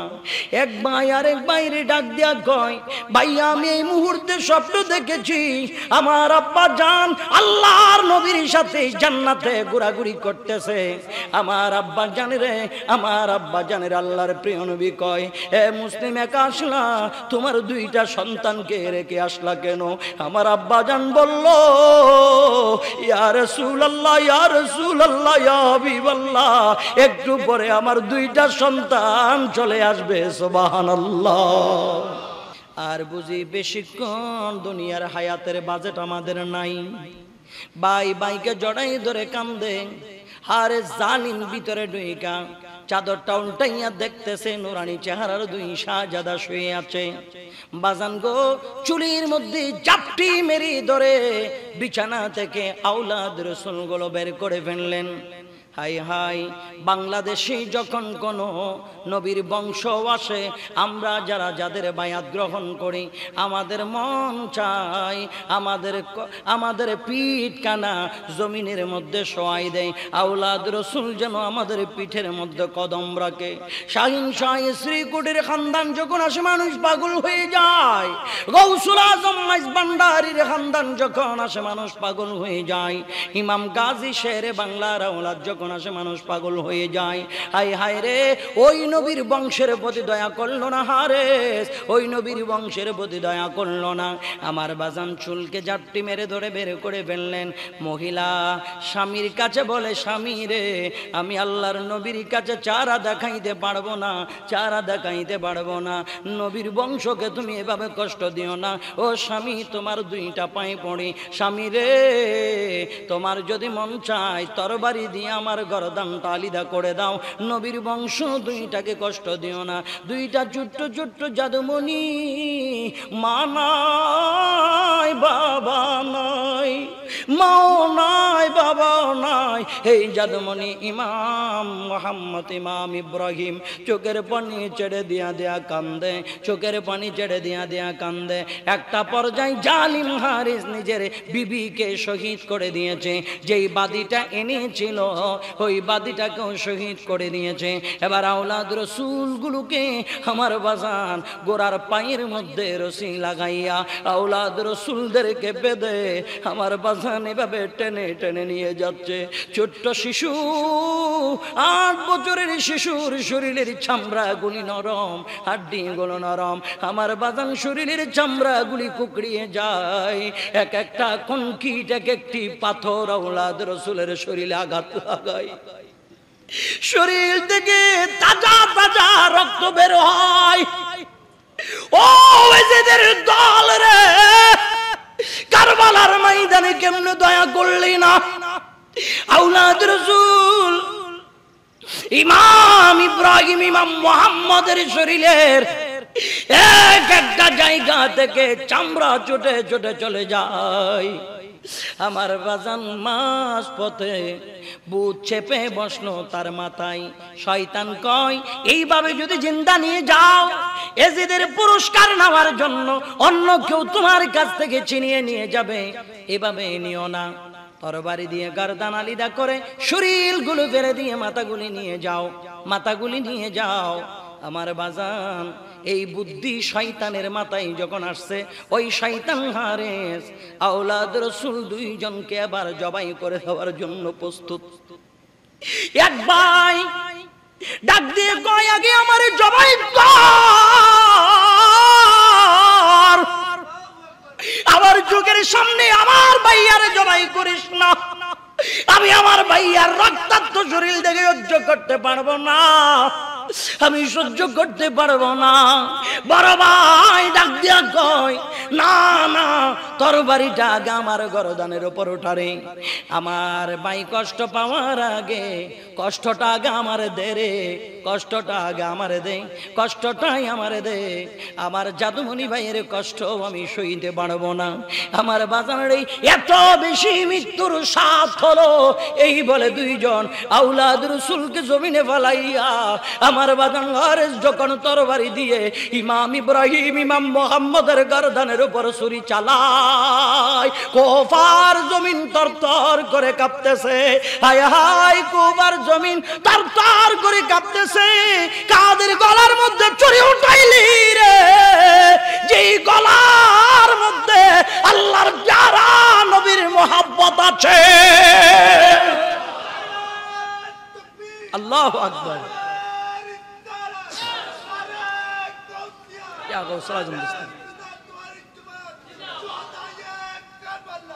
কোন গলার উপরে ছুরি চালাইনি, মাটিগুলো তরতর করে কাঁপতেছে।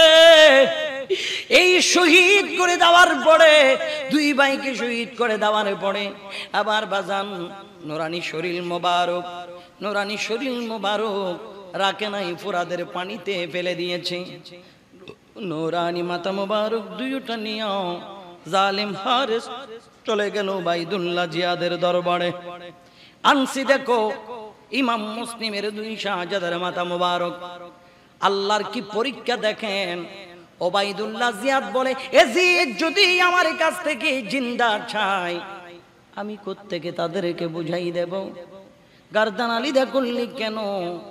দুনিয়ার লোভে পড়ে আওলাদ রাসূলকে শহীদ করেছে। মাকাতেল নামে একজন জাল্লাদকে ওবাইদুল্লাহ জিয়াদ বলে, এই ছোট্ট শিশুদেরকে যেভাবে শহীদ করেছে, যেই জায়গায় এই জালিমের গুড়ার পিঠে গুড়ার পায়ের সাথে পেঁচাইয়া বেঁধে টেনে টেনে ওই জায়গায় নিয়ে গর্দান আলিদা করে দেন। নাউযুবিল্লাহ, আলিদা করে দে। নিয়ে গেলেন, নিয়ে যাওয়ার পরে সেই জাল্লাদকে হারেস বলে, ভাইরে আমার বড় কষ্ট হচ্ছে। এই জালিম তোর কাছে আওলাদ রাসূল বলেছিল, আওলাদ রাসূলের ছোট্ট ছোট্ট জাদুমণিদের কথা তুই শুনিস না। আজকে তোর কষ্ট হচ্ছে, আমাকে বলিস। আমি তো তোর পাশে তোকে কতল করেই তো আল্লাহর প্যারা রাসূলের দরবারে বলতে পারবো, একজন জালিমকে আমি ধ্বংস করে দিয়েছি, একজন জালিমকে আমি ধ্বংস করে দিয়েছি। ওই জালিমকে কতল করার পরে তার দেহ যখন পুরাত নদীতে ফালাইছে, পুরাদের পানি তার দেহ বক্ষণ করে না, বারবার কিনারায় ভেসে ভেসে এসে যায়। তখন চিন্তা করলেন, মানুষ পোষা গন্ধ তো খুবই মারাত্মক, এরে তো এইভাবে রাখা যায় না। এখন করলো কি, মাটির গর্ত করে তার মাটির ভিতর দাফন করে ফেলায়। মাটির গর্ত করে ওখানে ফুটটা দিছে হারেসের লাশকে, তার দেহকে। মাটি কয় আমার কাছেও তার জায়গা নাই, মাটি থেকে তারে উঠাই দিছে, মাটি থেকে তারে উঠাই দিছে। কয় তোরে মাটি গ্রহণ করে না, তোরে পানি গ্রহণ করে না, দুনিয়ার আগুন দিয়া পোড়াইয়া ছাই বানাইছে। আর ওই আওলাদ রাসূলের মাথা মোবারক কেটে দুটো শরীর মোবারক যে পুরাত নদীতে ফালাইছিল, আওলাদ রাসূল যে জিন্দা, আল্লাহর রাস্তায় যারা শহীদ হয় তারা যে জিন্দা। ওয়ালা তাহসাবান্নাল্লাযীনা কুতিলু ফি সাবিলিল্লাহি আমওয়াত বাল আহইয়াউন ইনদা রাব্বিহিম ইরযাকুন। আল্লাহর রাস্তায় যারা শহীদ হয় তাদেরকে তোমরা মৃত মনে করো না, তারা জিন্দা জিন্দা জিন্দা। তারা কবরের ভিতরে নামাজ আদায় করে, সালাত আদায় করে আল্লাহ তাদেরকে রিজিক দান করে। সুবহানাল্লাহ, আর একটু জোরে বলুন না সুবহানাল্লাহ। ইয়া রাসূলুল্লাহ সাল্লাল্লাহু আলাইহি ওয়াসাল্লাম।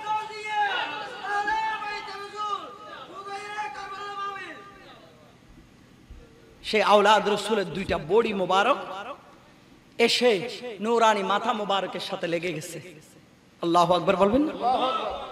নূরানি বডি মোবারক মাথা মোবারকের সাথে লেগে গেছে।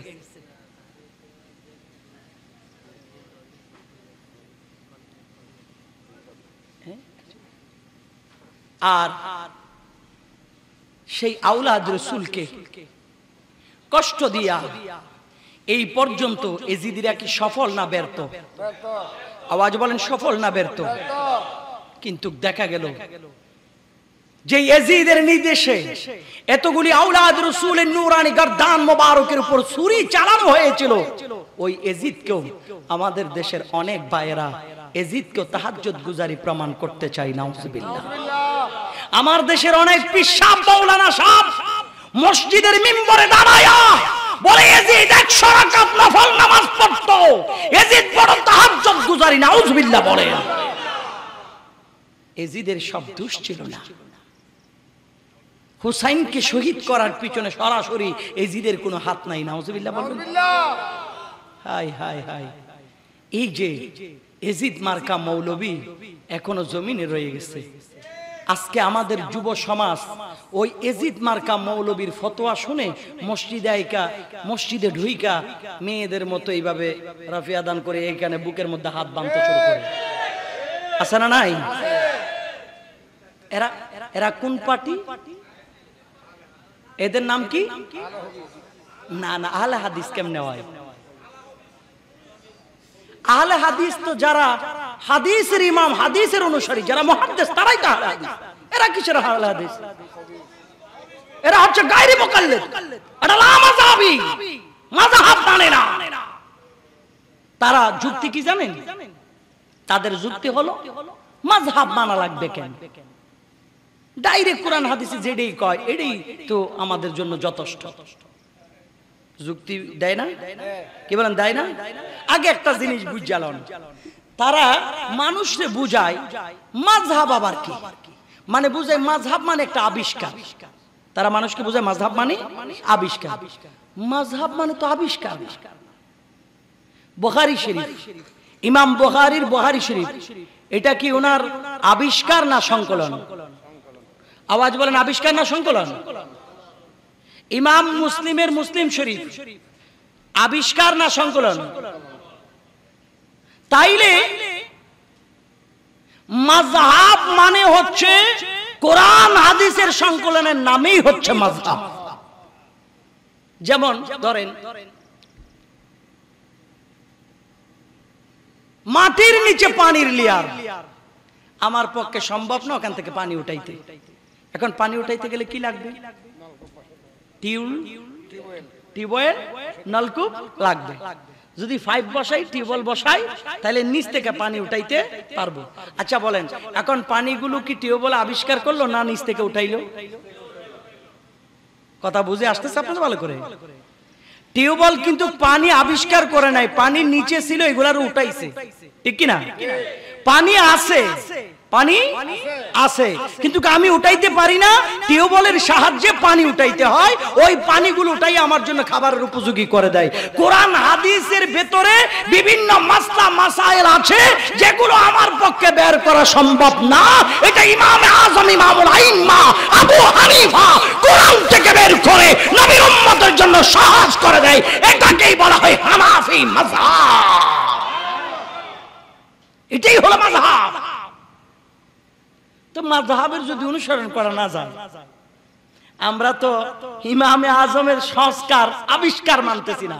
ইমামে আজম যেগুলো কোরআন হাদিস থেকে সংকলন করছে এগুলাকে মানি। কথা বলেন ঠিক কিনা?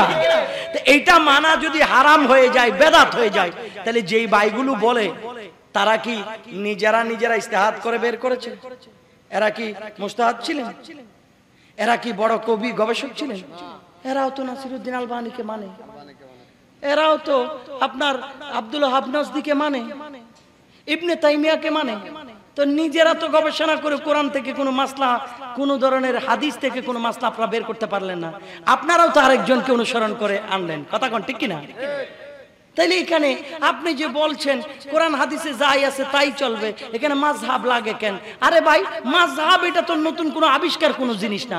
মাযহাব মানে কোরআন হাদিস থেকে যাচাই করে, বাছাই করে, তালাশ করে উম্মতে মুহাম্মদীর জন্য মাসলাগুলি বের করে উম্মতের সামনে প্রেজেন্ট করা, এটার নাম হচ্ছে মাযহাব। এটা এক একজন মাযহাবের ইমাম, ইমাম শাফি, ইমাম হাম্বল, ইমাম মালিক, ইমাম আবু হানিফা নবীর উম্মতের জন্য এক একটা কোরআন হাদিসের মগজ থেকে এক একটা উম্মতের জন্য সহজ সহজ মাসলা বের করে উম্মতের সামনে প্রেজেন্ট করেছেন। তাইলে এটা সংস্কার নয়, এটা আবিষ্কার নয়, এটা হচ্ছে সংকলন। ঠিক কিনা? এটা আমার পক্ষে নেওয়া সম্ভব, আমার পক্ষে বের করা সম্ভব না। তাহলে আমাদেরকে ধোঁকা দেয় কি? কয় মাযহাব মানে এটা আবার নতুন ধর্ম। নাউজুবিল্লাহ। কোন আর জোরে বলেন না নাউজুবিল্লাহ। ইমাম বুখারী, উনি কি বুখারী শরীফ নিজেই আপনার আবিষ্কার করছে? ইনি তো হাদিস সংকলন করছেন। ইমাম মুসলিম, ইমাম শাফি, ইমাম হাম্বল, ইমাম মালিক, আবু দাউদ, তিরমিজি, নাসাই, এগুলো সব কটা বিভিন্ন হাদিস সংকলন করে এটার নাম হলো কি? মুসলিম শরীফ, বুখারী শরীফ, আবু দাউদ শরীফ, তিরমিজি শরীফ, নাসাই শরীফ। ঠিক সেভাবে কোরআন হাদিস থেকে এক একজন এক একটা বের করে উম্মতের জন্য সহজ করে ইমাম শাফি বের করেছে, এটা শাফি মাযহাব নাম হয়েছে। কথা বুঝতে পেরেছেন?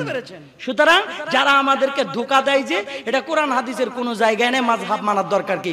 আল্লাহ যেটা কয় হেডাই মানমু, রাসূল যেটা কয় হেডাই মানমু। তো তুমি কোনো মোল্লার কাছে যাইও না, নাসিরউদ্দিন আলবানী সাহেবরে মাইনো না, ইবনে তাইমিয়ারে মাইনো না, আব্দুল ওয়াহাব নাজদিরে মাইনো না। তুমি নিজেই কোরআন হাদিস রিসার্চ করে কোরআন হাদিস থেকে তুমি নিজেই মাসলা বাইর করো, তাইলে বোঝা যাবে তুমি সহি। কথা বলেন ঠিক কিনা? তুমি তুমি নিজেই তো কিছুই পারো না, আর শুধু লম্বা লম্বা ফতোয়া দিবি কি? বুখারী শরীফে আছে। এবারে ইমাম বুখারী তো জন্মে হয় নাই, ইমাম আজম আবু হানিফা। কোথায় ইমাম বুখারী আর কোথায় ইমাম আজম আবু হানিফা? কিসের সাথে কিসের তুলনা দেয়? এই কি পাগল আর ছাগল এগুলো আইছে করতে? আমি তো বুঝি না। আমাদের মসজিদে দেখেন একবারে পাউরে ফাঁক করতে করতে 2-4 হাত ফাঁক করে নেবে একবার। মানে এমন মসজিদ মনে হয় 14-15টা লাগবে 100 জন মানুষ নামাজ পড়তে, কারণ এক কাতারে সর্বোচ্চ 6 জন ছাড়া বেশি দাঁড়াইতে পারে না। যেমন পাগুলো ফাঁক করে ফেলা, এখানে কি 6 জন দাঁড়াইতে পারে? আচ্ছা কম দিই, পাশ দিয়ে না শয়তান দৌড় মারে, পাশার নিচ দিয়ে কি শয়তান জানো?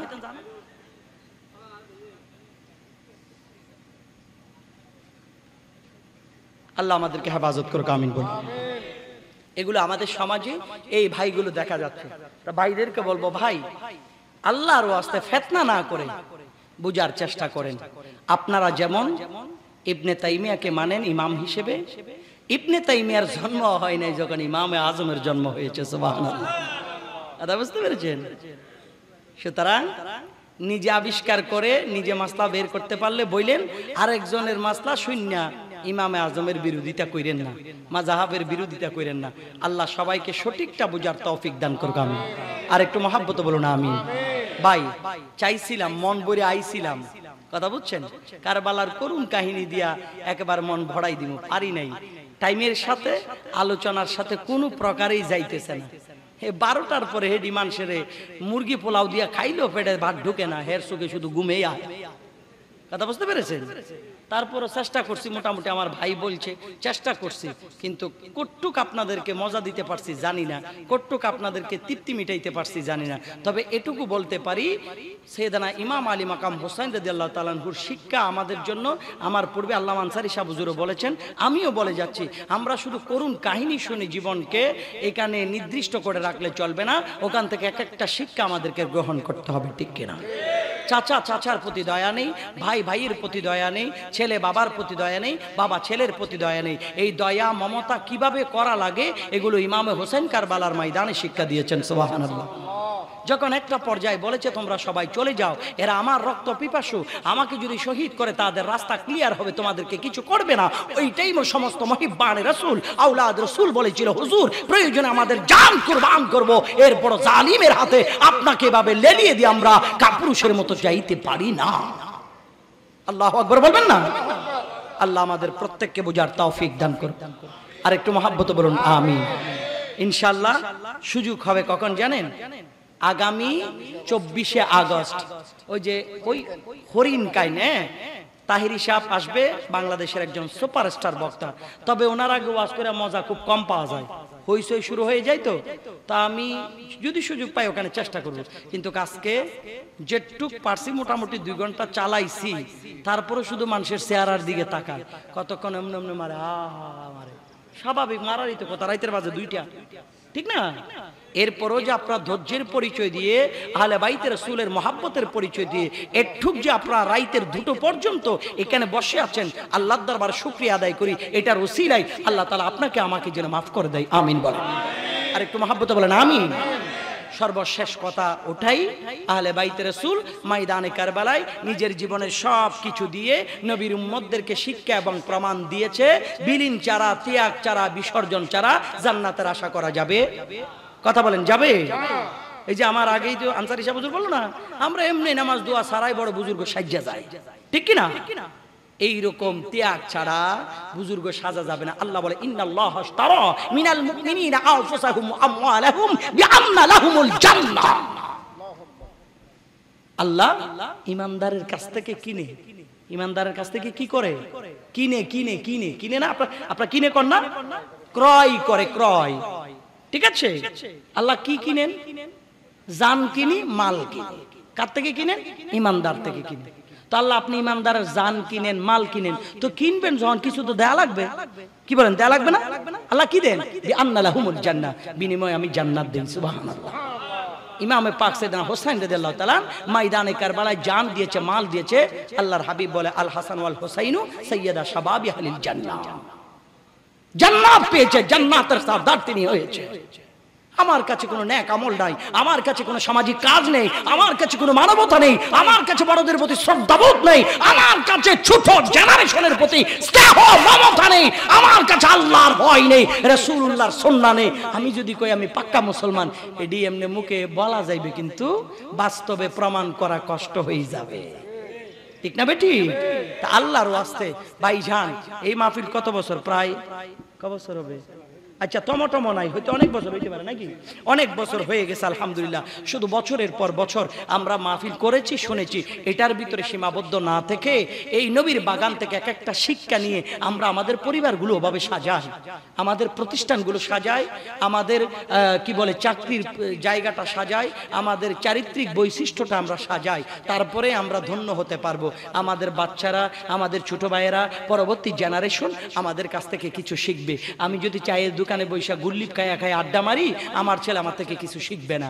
আমি যদি এই পুকুর পাড়ায় এসে যদি মোবাইল টিভি, আমার ছেলে আমার থেকে কিছু শিখবে না। আমি যদি স্কুল কলেজে গিয়ে মেয়েদেরকে টিজিং করি, আমার ছেলে, আমার ছোট ভাই আমার থেকে কিছু শিখবে না।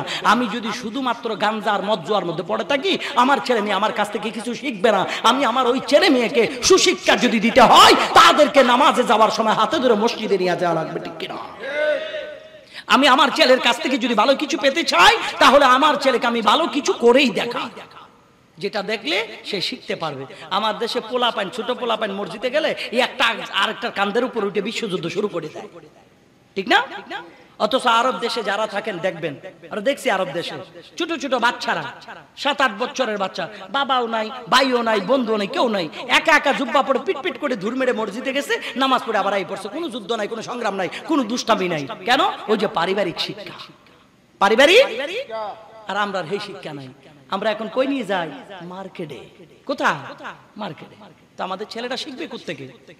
আমরা আমাদের ছেলে মেয়েকে খাবার খাওয়াই, মোবাইল দেখায়।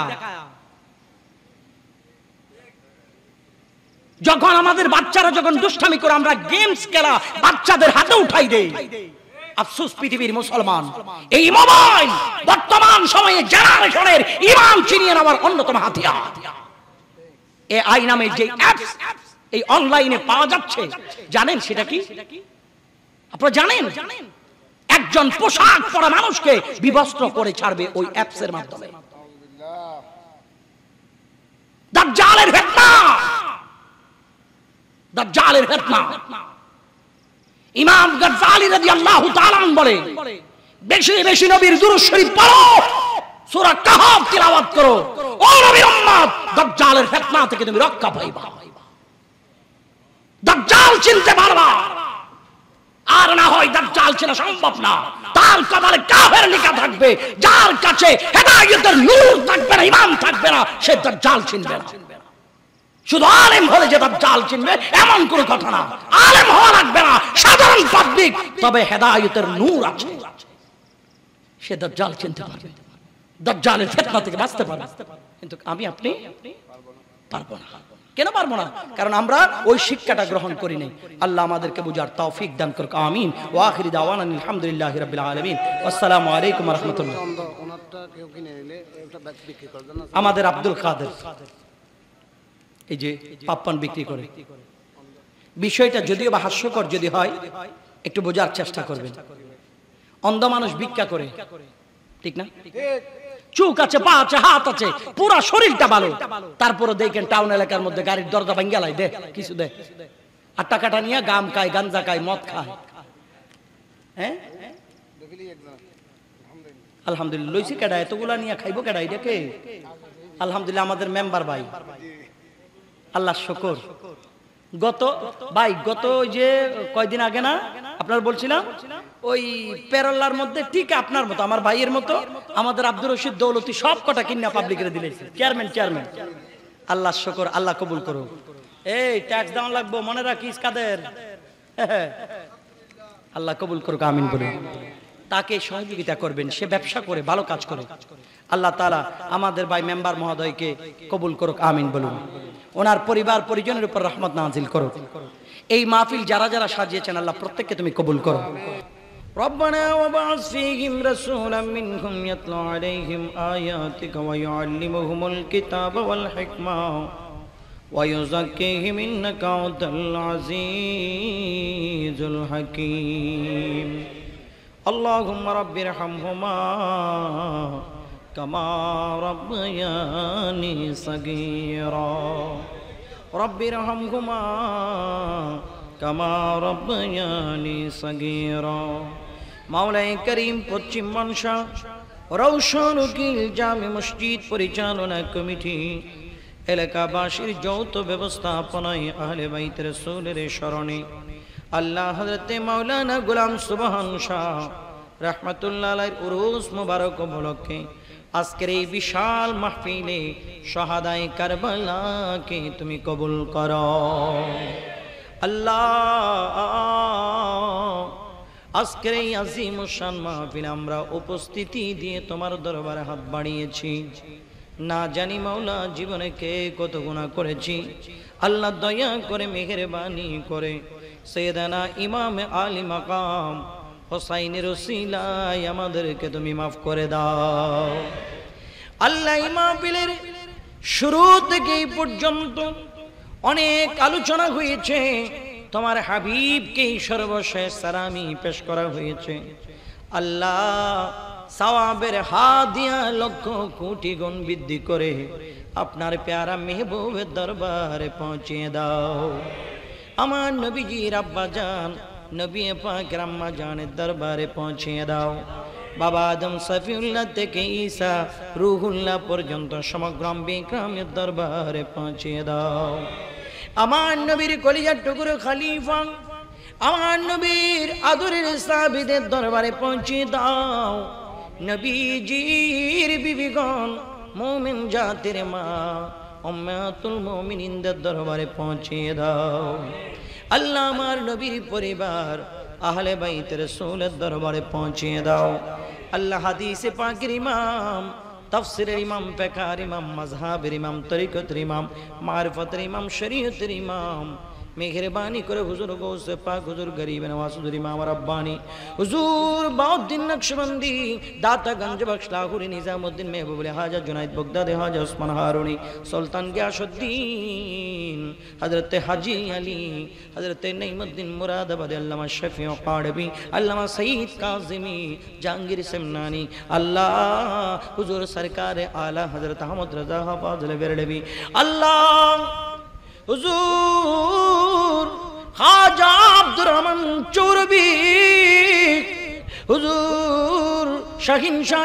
শ্রীকোট হুজুর গৌসে জামান হাফেজ কারি তৈয়ব শাহ দরবারে পৌঁছে দাও বাবা শাহজালাল শাহ ফরহাদ নাসিরউদ্দিন মুরারবনি কি সদরত কাল্লা শহীদ শাহ মকদুম হাজা হামজানি কন্ডাক্টর প্যার বগদাদি সৈয়দ আবেদ শাহ মুজাদ্দিদ আল মাদানী শহীদ নুরুল ইসলাম ফারুকি খাজা বাকি বিল্লাহ জালালি শহীদ রইসউদ্দিনের দরবারে পৌঁছে দাও আল্লাহ গৌসুল আজম মাইজ ভান্ডারী বাবাজান কিবলা মাইজ ভান্ডারী দপ্তর গৌসুল আজম মাইজ ভান্ডারী ওসি গৌসুল আজম মাইজ ভান্ডারী বিশ্বলি শাহজাহান জোহর মাইজ ভান্ডারী औलाद गौसुल आजम खलीफाए गौसुल आजम मुरीदान गौसुल आजम मुहिब्बान गौसुल आजम जाकिरान गौसुल आजम आशिकान गौसुल आजम अमान शाह गरीबुल्लाह शाह जंगीशा बंगीशा पैठान शाह यासिन औलिया शाह सन औलिया बद्र औलिया बावजन किबला मोहसिन औलिया हजरत खाजा सुल्तान बाईजिद बुस्तामी दरबारे पहुंचिए दाओ हुजूर शेर बंगाला हुजूर इमाम हाशिमी हुजूर शेर मिल्लत नईमी हुजूर अल्लामा জালালউদ্দিন আল কাদেরী, হুজুর আল্লামা গাজী জাফর আহমদ বদরি, জাফর আহমদ ওসানি, আল্লামা নাঈমউদ্দিন আল কাদেরী, হুজুর আল্লামা আব্দুস সাত্তার আনোয়ারি, সৈয়দ মুসলিউদ্দিন, হুজুর আহমদ হাসান হাফেজ সাহেব, হুজুর হালিশহরের হাফেজ সাহেব, হুজুর কিবলা, আল্লাহ হুজুর আল্লামা ইদ্রিস রাজবি, আল্লামা নুরুল মানওয়ার, আল্লামা আজিজুল হক আল কাদেরী, আল্লাহ আমার জাফর আহমদ সিদ্দিকীর দরবারে পৌঁছে দাও। হায় আল্লাহ, হাত বাড়িয়েছি, কার মা নাই, কার বাবা নাই, আপনি ভালো জানেন গো আল্লাহ। মনকে মন, টনকে টন, মাটি বুকে লইয়াও, অন্ধকার কবরে শুয়ে আছে অনেকের মা বাবা।